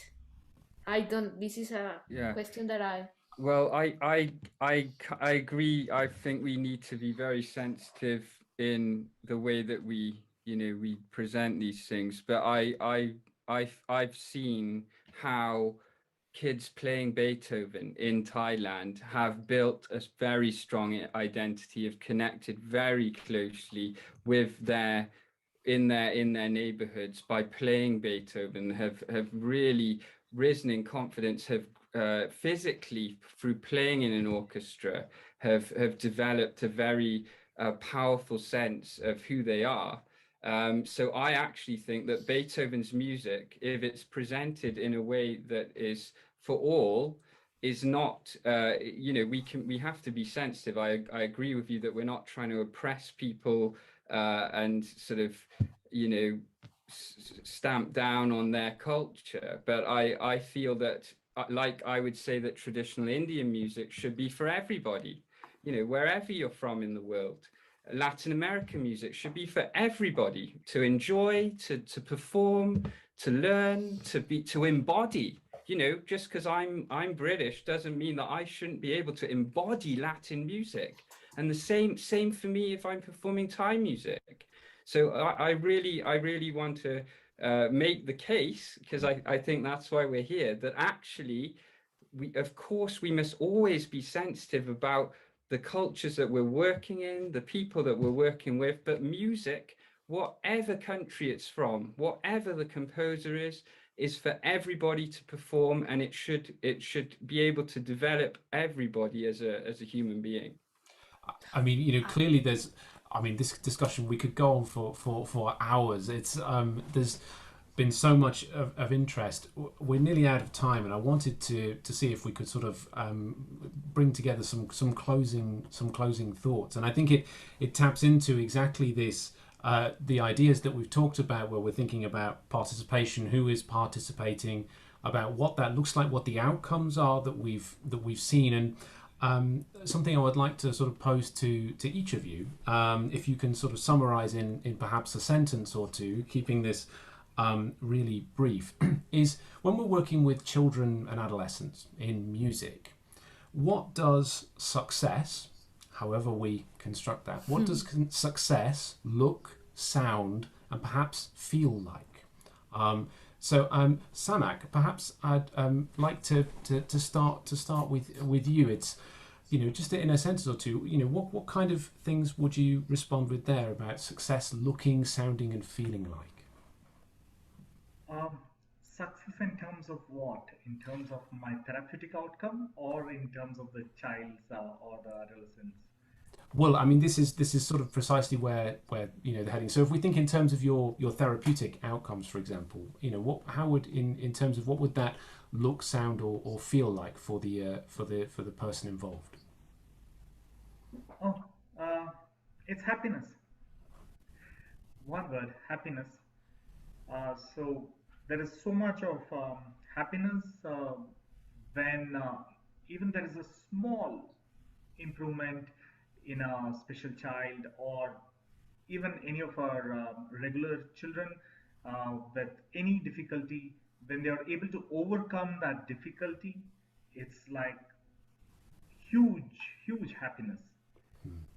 And I would also like to add that during the course of this conversation too, we find that rhythm is center stage in music, especially in music therapy for children and adolescents. I think rhythm plays a very vital role, and if we can acknowledge that, we will be able to create more participatory treatment plans for children and adolescents. Great, thank you, Sanak, for being so concise. Clearly, it's a big topic. Shantala, exactly the same kind of question to you about, you know, in terms of success for us, what does that look, sound, and feel like? I think the field of music therapy, so to say, has always been, you know, kind of challenged by the methodology issues. So the methodology issues comes from not having a well-designed, well-set, universal method of using the techniques. The other key challenge I would say is to think of, if you're talking about therapy, then the whole discussion should be on training of therapists, who the therapist should be, what should their qualification be, because you're dealing with the clinical population. When you say therapy, you're not just talking about musical training. So I think we need to make clear distinction between musical training, music education, and music therapy, and then decide what your outcome is. So if I'm talking about music education and music training, I would want my children and adolescents to learn musical skills, whatever that it entails as an outcome. It could be in the musical domain or in the non-musical domain of functioning. But when I, as a clinician, I would say, if I'm using music therapy and I'm being trained in neurologic music therapy, I strongly believe that you could build methods that can be universally used, because some of the universal components of music are just the same across cultures. Then my outcome measure should be not just the near transfer, but the far transfer. I'm interested if my child or my patients who have brain injury are able to acquire language abilities, or are able to get back to their near normal functioning. I don't want them to become musicians. I mean, it's okay if they're not musicians, end of the day, but they can do their day-to-day activity and adapt to the environment and lead a meaningful life. So I think we need to kind of come together as clinicians, musicians, music educationists, trainers, as to how at different realms we could involve music in making meaning in children, adolescents, and society at large. Yeah, thank you. Thank you, Shantala. And Patricia, to you next. How would you add to these fantastic responses that we've had from? So Sanak? I just continue with what Shantala affirm, what Shantala and Sanak have said, that yes, success is a word that is complex. It has to be applied to the different areas, and as Shantala was saying, yes, we have to measure it in a different way in different contexts. So for me personally, success would be reach into the society as a whole to create awareness about the importance of music for everybody's lives at any moment in life, from childhood to old age, because at any age music can have a positive impact in our brain plasticity, in our cognitive processes. It will have a great impact in the ways we connect with our communities, in the way we express ourselves, the self-confidence. So it's a protector. Music is a great protector of the social and personal health in all levels, psychological and physical. So if we achieve that through the things we're doing, people of all paths of life understands the importance of music, and that should be part of all the curricula and around the world and part of our life in general, that's success for me. That will be successful. Fantastic, fantastic. And Jonathan, I've set you the unenviable task of following all of those fantastic responses. But Jonathan, I mean, exactly the same question. You know, sort of if thinking about how we sort of think about what success would look, sound, and feel like in the work that you do. How would you respond to this? Yeah, in short, we have a T-shirt that everybody wears when they're performing with the motto "We give joy," and as performers, as learners, we receive joy when we're learning to play music, when we're listening to music. So we want to keep that cycle going. So we want to give the joy back as we're teaching, as we're performing. So we give joy is success for me. What a wonderful positive note to conclude the discussion. I think this has been for me anyway, it's been a really fascinating discussion, which we've covered lots of different areas, and I think we've really thought about the ways in which interventions, however we might use music in these contexts, thinking about the outcomes that you're potentially trying to achieve, those unexpected things which happen along the way, which are really important, and thinking about how we judge things to be a success or not, and that the outcomes and the goals are different for different types of interaction. And it's been wonderful talking with you all. Thank you so much for engaging in a really lively and spirited debate. This has been fantastic. So thank you very much, everybody. I really appreciate you giving over your time, and I'm sure that our conference delegates will have enjoyed watching this. I would like to introduce Dr. Pallavi Vedantam. She is a passionate immunologist with a deep-rooted interest in music, culinary science, and theology. She is a senior scientist at Memorial Sloan Kettering Cancer Center, New York.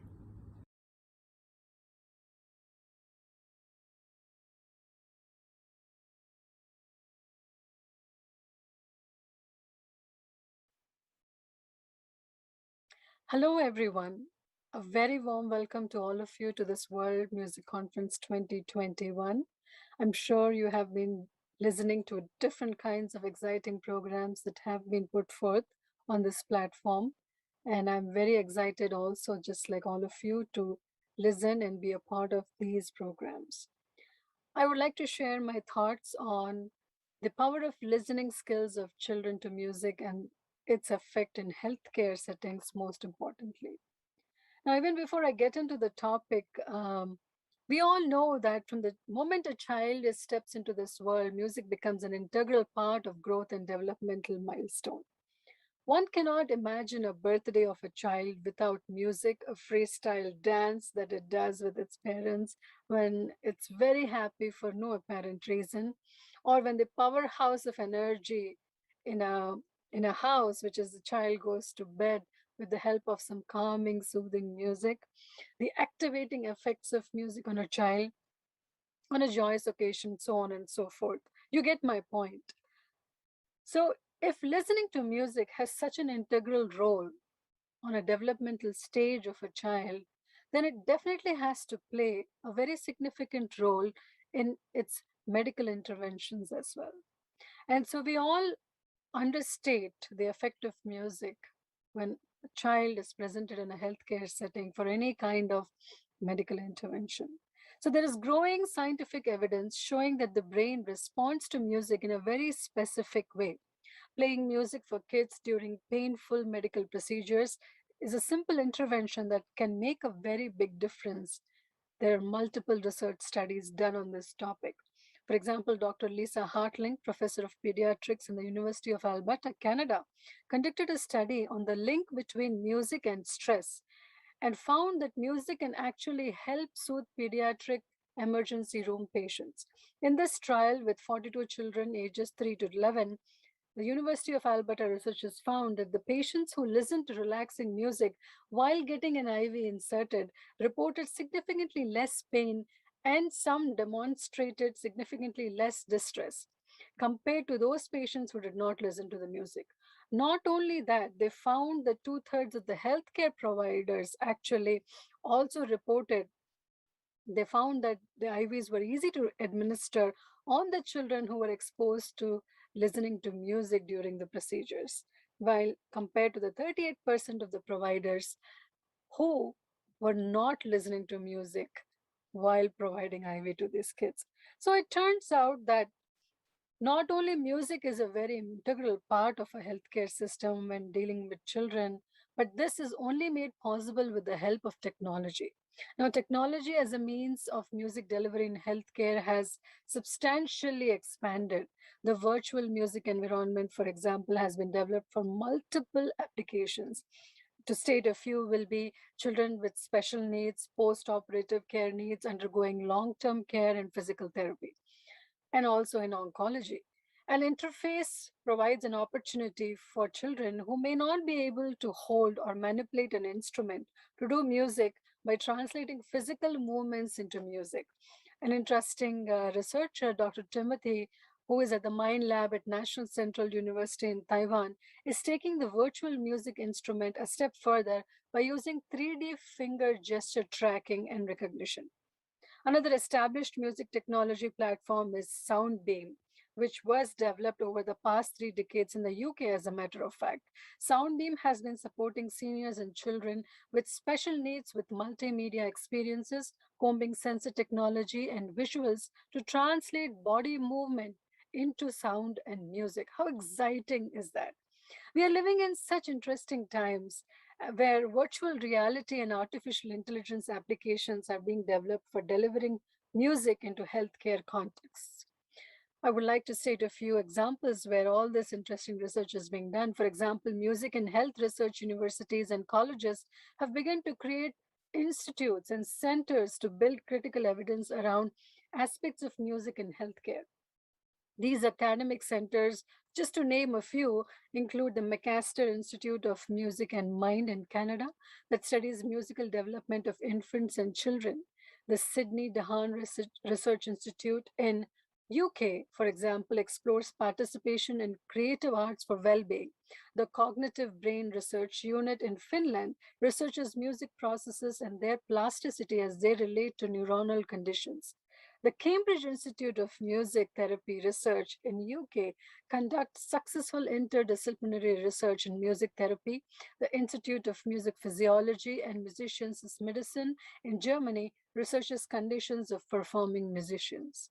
So as you see, all this is possible only with one important factor, which is research funding, which is an indicator that music and health is becoming a social priority.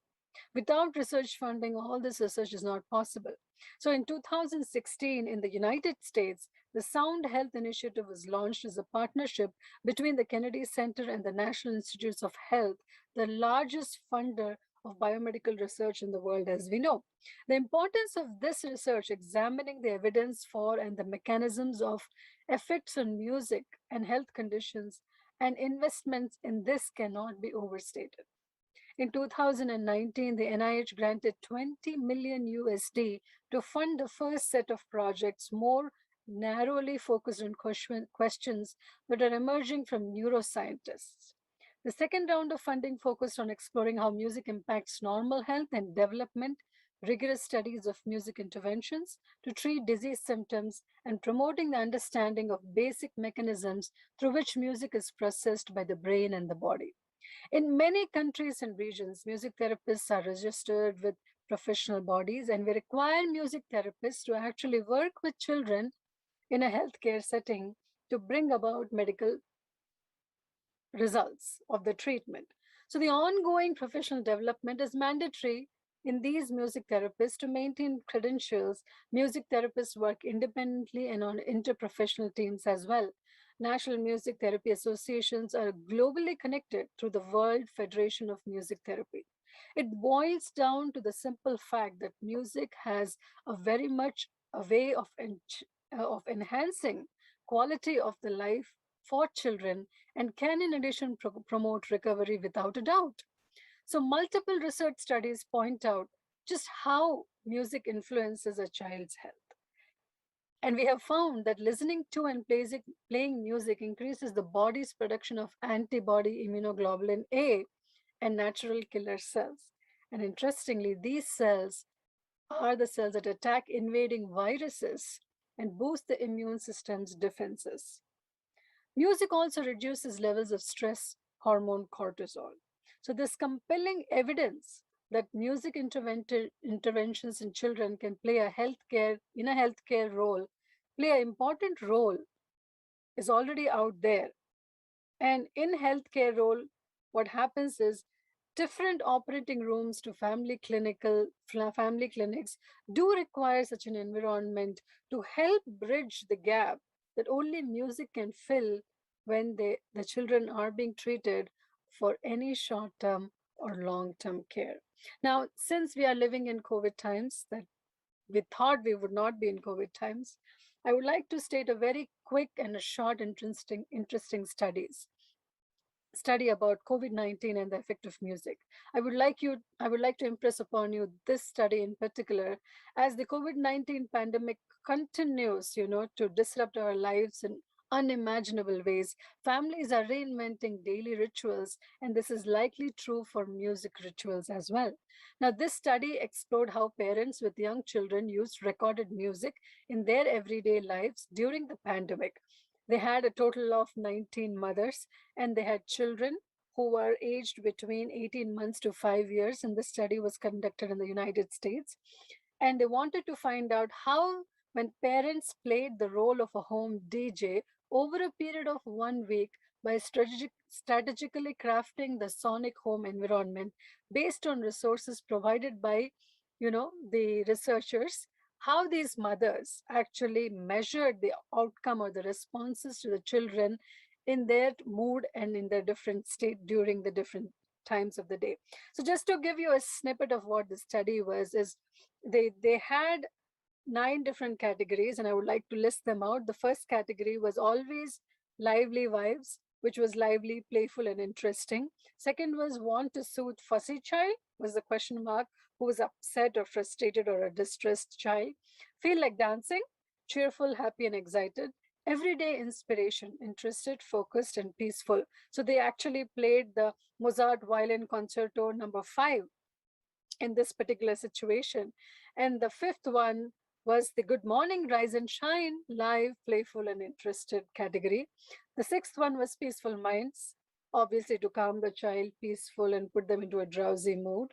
The seventh is Playtime, yay, so which is excited, energized, and lively. Toddlers' favorites, cheerful, live, and happy, and peppy. And the last one was Keep Calm and Relax. The category was excited, energized, and lively. Now, keep in mind, they picked songs from all different genres. They had music from the Chile, they had music from Brazil, they have music from the Mozart Violin Concerto, as I said. They had music from Pharrell Williams, and so on and so forth. And after this, after exposing the children and measuring their outcomes due to their behavioral patterns, using a newly developed data collection tool inspired by the experience sampling method, a total of 197 episodes were collected about children's engagement with recorded music. Now, findings showed that while mothers utilized music to fulfill various emotional needs, they tended to use it to maintain or reinforce their child's positive mood rather than to improve a negative mood. Also, mothers' report suggested various ways that young children engaged with music, being aligned with the multimodal nature of their musical experiences. Lastly, mothers reported that their strategic approaches to use recorded music seemed to help their children feel less distressed and happier, and this in turn aided in the reduction of some of the burdens associated with parenting. How cool is that? Now, while the professional practice of music therapy has become well established in many parts of the world, the breadth of music in healthcare in the 21st century is definitely expanding.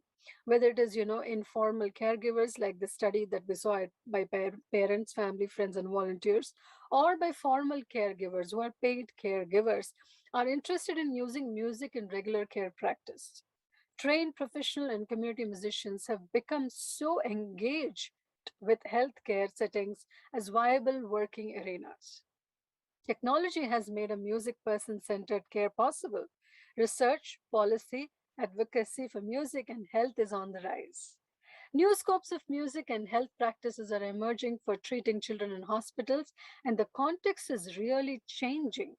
Hence, rather than viewing music as only a cultural phenomenon, it should be seen as a vibratory stimulus that not only has medicinal effects or medical effects, but also has cognitive and memory dimensions. Ultimately, music should be seen as an interface to how the brain and the body work together with the healthcare system to bring about a situation where there is wholesome healing. And hence, the importance of music and listening not only begins with home, but also extends as an extension in healthcare settings to bring about wholesome health and treatment. Thank you everyone for the kind listening. Enjoy the rest of the sessions.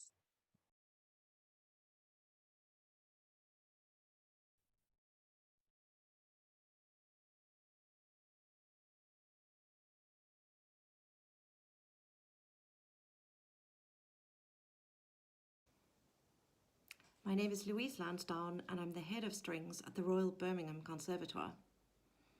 The Conservatoire is delighted to collaborate with the British Carnatic Choir and the Sunshine Orchestra based in Chennai to launch the theme music for the forthcoming 5th Annual World Music Conference.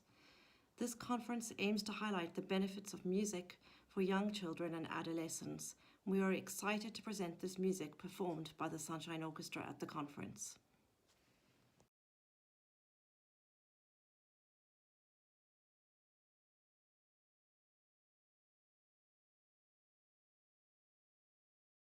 The musical piece that will follow now is entitled Longariyat, which is an Oriental instrument musical composition that shows the player's technique and skill in playing and performing, and it will be performed by a musical duo from Imar Band and the training of the musician Salim Sahoud, where the piece was distributed in a way that gives a fine performance on the oud instrument and shows the player's energy and bilateral harmony. We are pleased that you should kindly follow this musical track.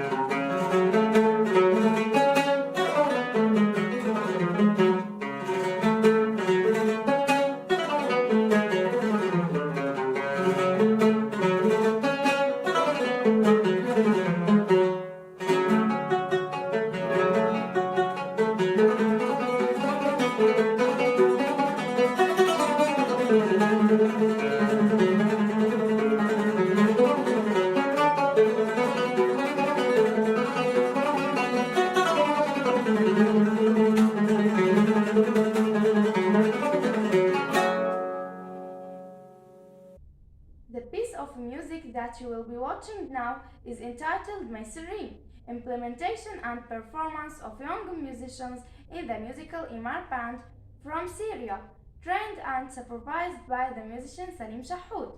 The piece was recorded for helps to acquire the skill of dialogue and communication with others through the concept of musical rules.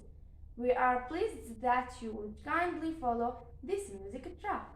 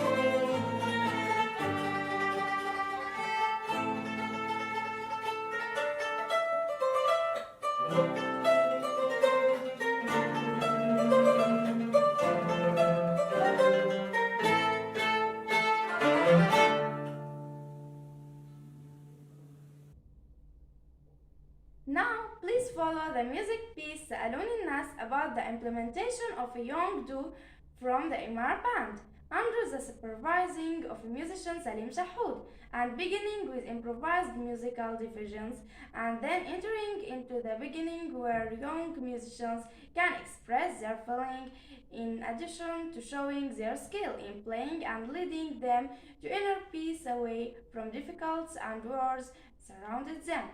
We are pleased that you would kindly follow this music track.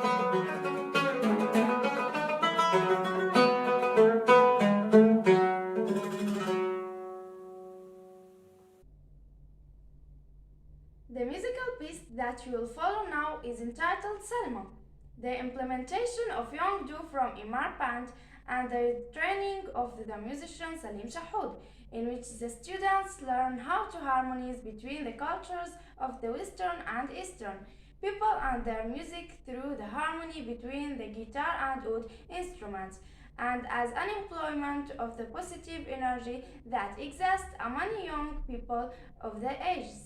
We are pleased that you would kindly follow this music track.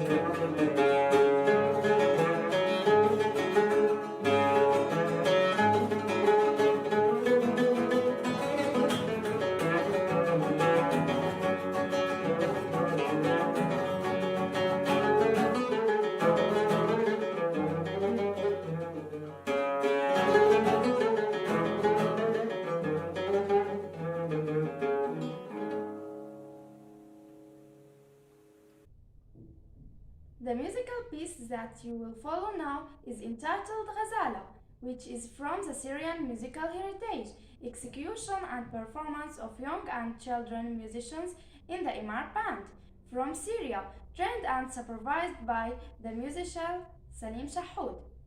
The piece was recorded for helps to acquire the skill of dialogue and communication with others through the concept of musical rules. We are pleased that you would kindly follow this music track.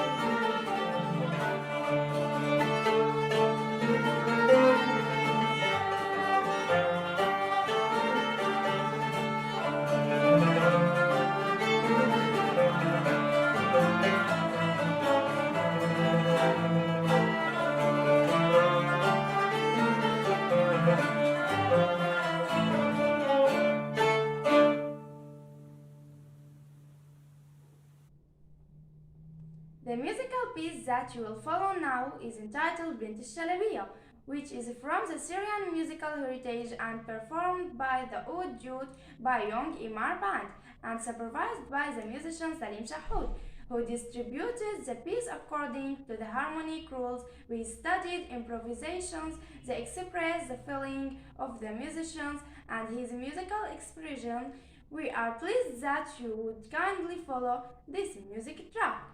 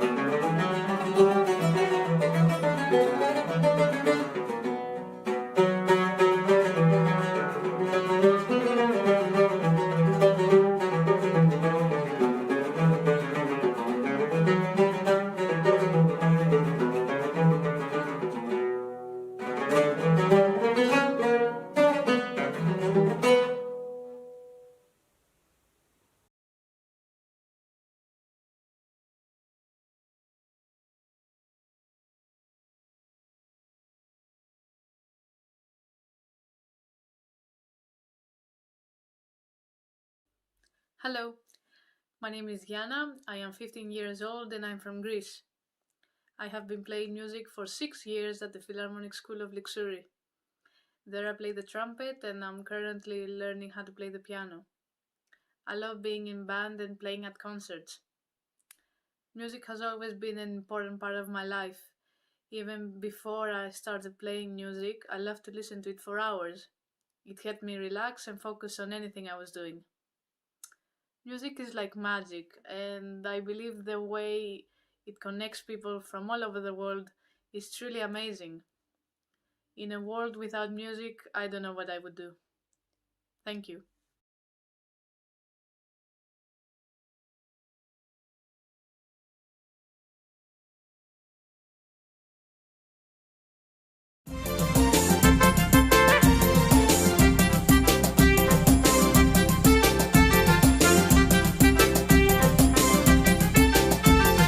خليجنا واحد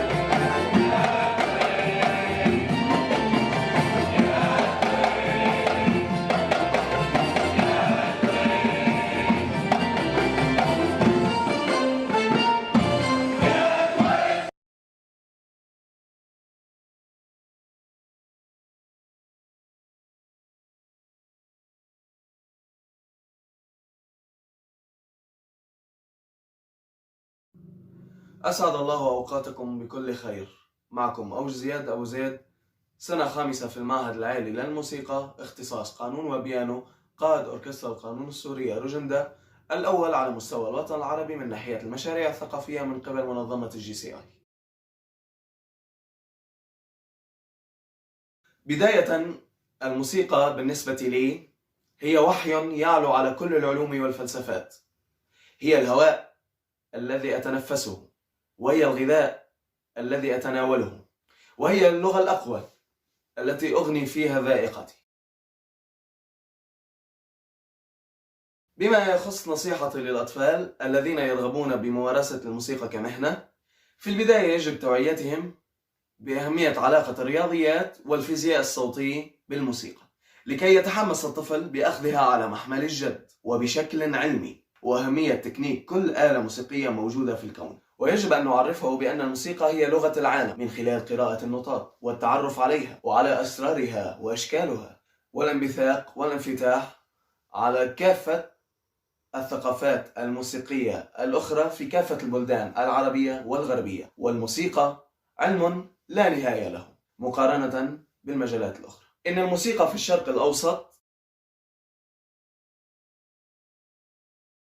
تتميز بعالم منفرد تماما عن الموسيقى الكلاسيكية من ناحية الإيقاعات والألحان وحتى علامات التحويل النغمي، فهي مرتبطة بتراث كل منطقة وبلد، وتنتج من خلال أحداث إيجابية أو سلبية. وغالبا ترتبط الألحان بقصص الحب بين العشاق، أو لوصف جمال طبيعة معينة، أو للتفاخر بالنسبة للبطولات من خلال تأليف ألحان قصيرة ويتم إعادتها بأشكال مختلفة أو بعلامات شرقية متنوعة. لقد دخلت عالم الموسيقى منذ الطفولة بتشجيع من أبي وأمي، حيث كان لهما اهتماما شديد بالموسيقى ويمارسان العزف والغناء. الحفلة الموسيقية التي لا يمكن أن ننساها حتى الآن إن مشاركة أوركسترا القانون السورية روجندا في مسرح قصر المؤتمرات بمدينة دمشق، وهو أكبر المسارح الموجودة في سوريا، هو خطوة مهمة جدا وجريئة في دعم الطفل من خلال كسر حاجز الخوف عند الظهور على خشبة المسرح، وبنفس الوقت محاولة لإثبات أن الموسيقى وأنغام الموسيقى العربية أو الكلاسيكية ثابتة وباقية رغم ظروف الحرب والدمار. هي أهم حفل يمكن أن يذكر بتاريخ تأسيس أوركسترا القانون السورية روجندا. إن رغبتي في دعم مؤتمر الموسيقى العالمي WMC لسنة 2021 بسبب اهتمامهم بالموسيقى بشكل عام والبحث الدائم عن المواهب الجديدة والمتجددة، وثقتي الكبيرة جدا باختيارهم سفراء حقيقيين ممثلين لبلادهم لكي يكونوا فاعلين ومفيدين للمناقشات التي سوف تجري في المؤتمر، وثقتي الكبيرة بإيصال رسالة كل سفير عن بلده بكل مصداقية، واهتمامهم بتنمية جيل الشباب اليافع وتثقيف وتوعية الطفل عن أهمية الموسيقى وتأثيرها على جسم الإنسان وعلى الأفكار. إن رؤيتي للسنوات العشر القادمة سوف أكون شغوفا دائما وبذرة الطموح الموجودة في داخلي، وأمد يد المساعدة لكل هاوي أو طفل أو يافع أو شاب يرغب في تعلم الموسيقى، ولن أبخل عليهم بشيء. طموحي أن أستلم بيوم من الأيام جائزة الأوسكار في التأليف والتوزيع الموسيقي، ويمكن العمل أن يكون خاص بالأطفال. إنني أرى الموسيقى على الصعيد العام في تطور دائم من حيث التأليف والألحان والقواعد والعلوم النظرية، وخلق آلات جديدة من الطبيعة وتطويرها لتخدم كبر الفرق الموسيقية والأوركسترات الضخمة.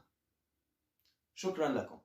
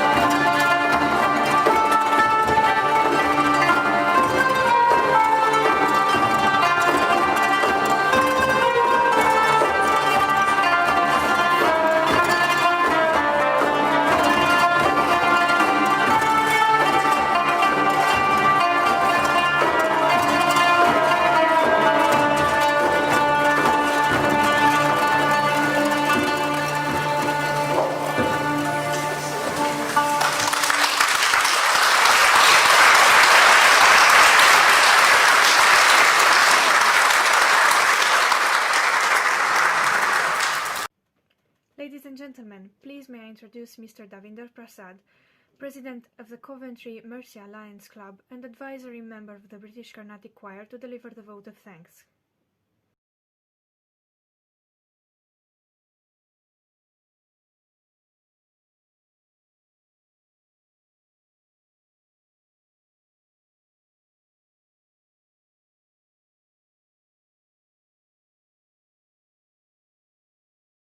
Greeting everyone. I'm Davinder Prasad, President of Coventry Mercy Alliance Club, but today I'm here as advisor of the British Carnatic Choir. And on behalf of the patrons and advisors of the British Carnatic Choir, I would like to thank you all for your invaluable support. Names of the people and organization to thank for their wonderful support are UNESCO in the UK, Alphonse Karabuda, President of the International Music Council, Mr. John Crabtree, OBE, Lord Lieutenant for West Midlands, Mr. Andy Street, CBE, Mayor for Combined Authority for West Midlands, Councillor Muhammad Afzal, Lord Mayor of Birmingham and also patron of British Carnatic Choir, His Excellency Dr. Shashank Vikram, IFS, Consul General of India in Birmingham, His Excellency Mr. Amish Tripathi, Culture Minister, Indian High Commission in the UK, and also Director of the Nehru Centre in London, Professor Philip Plowden, Vice Chancellor, Birmingham City University, and Professor Francis, Deputy Vice Chancellor, Birmingham City University, Professor Lamberto, Royal Birmingham Conservatoire, Ben Perry, Artistic Director of National Youth Choirs of Great Britain, Dr. Paul Sabapathy, CVO, CBE, Patron of British Carnatic Choir, Academy and Grammy Award winning musician and composer Dr. A.R. Rahman, Mr. Nasir Awan, MBE, Deputy Lieutenant, former President of Asian Chambers of Commerce, Henrietta Brealey, CEO, Greater Chamber of Commerce, Maestro Colin Tushin, one of the esteemed advisors of the British Carnatic Choir, Maestro Muhammad Efakahani, our Global Ambassador from Kuwait, Professor J.S. Bamra, CBE, President of British Association of Physicians of Asian Origin, BAPIO, Dr. Raja for the excellent IT support, and many other dignitaries for their excellent support. And of course, all the young performers from across the globe, our patrons, global ambassadors, and youth ambassadors for the excellent support, without whose support this conference would have not been possible. And of course, our wonderful audience. My hearty congratulations to all the awardees of BCC Awards for Arts and Culture 2021. See you all at the World Music Conference 2022. Thank you.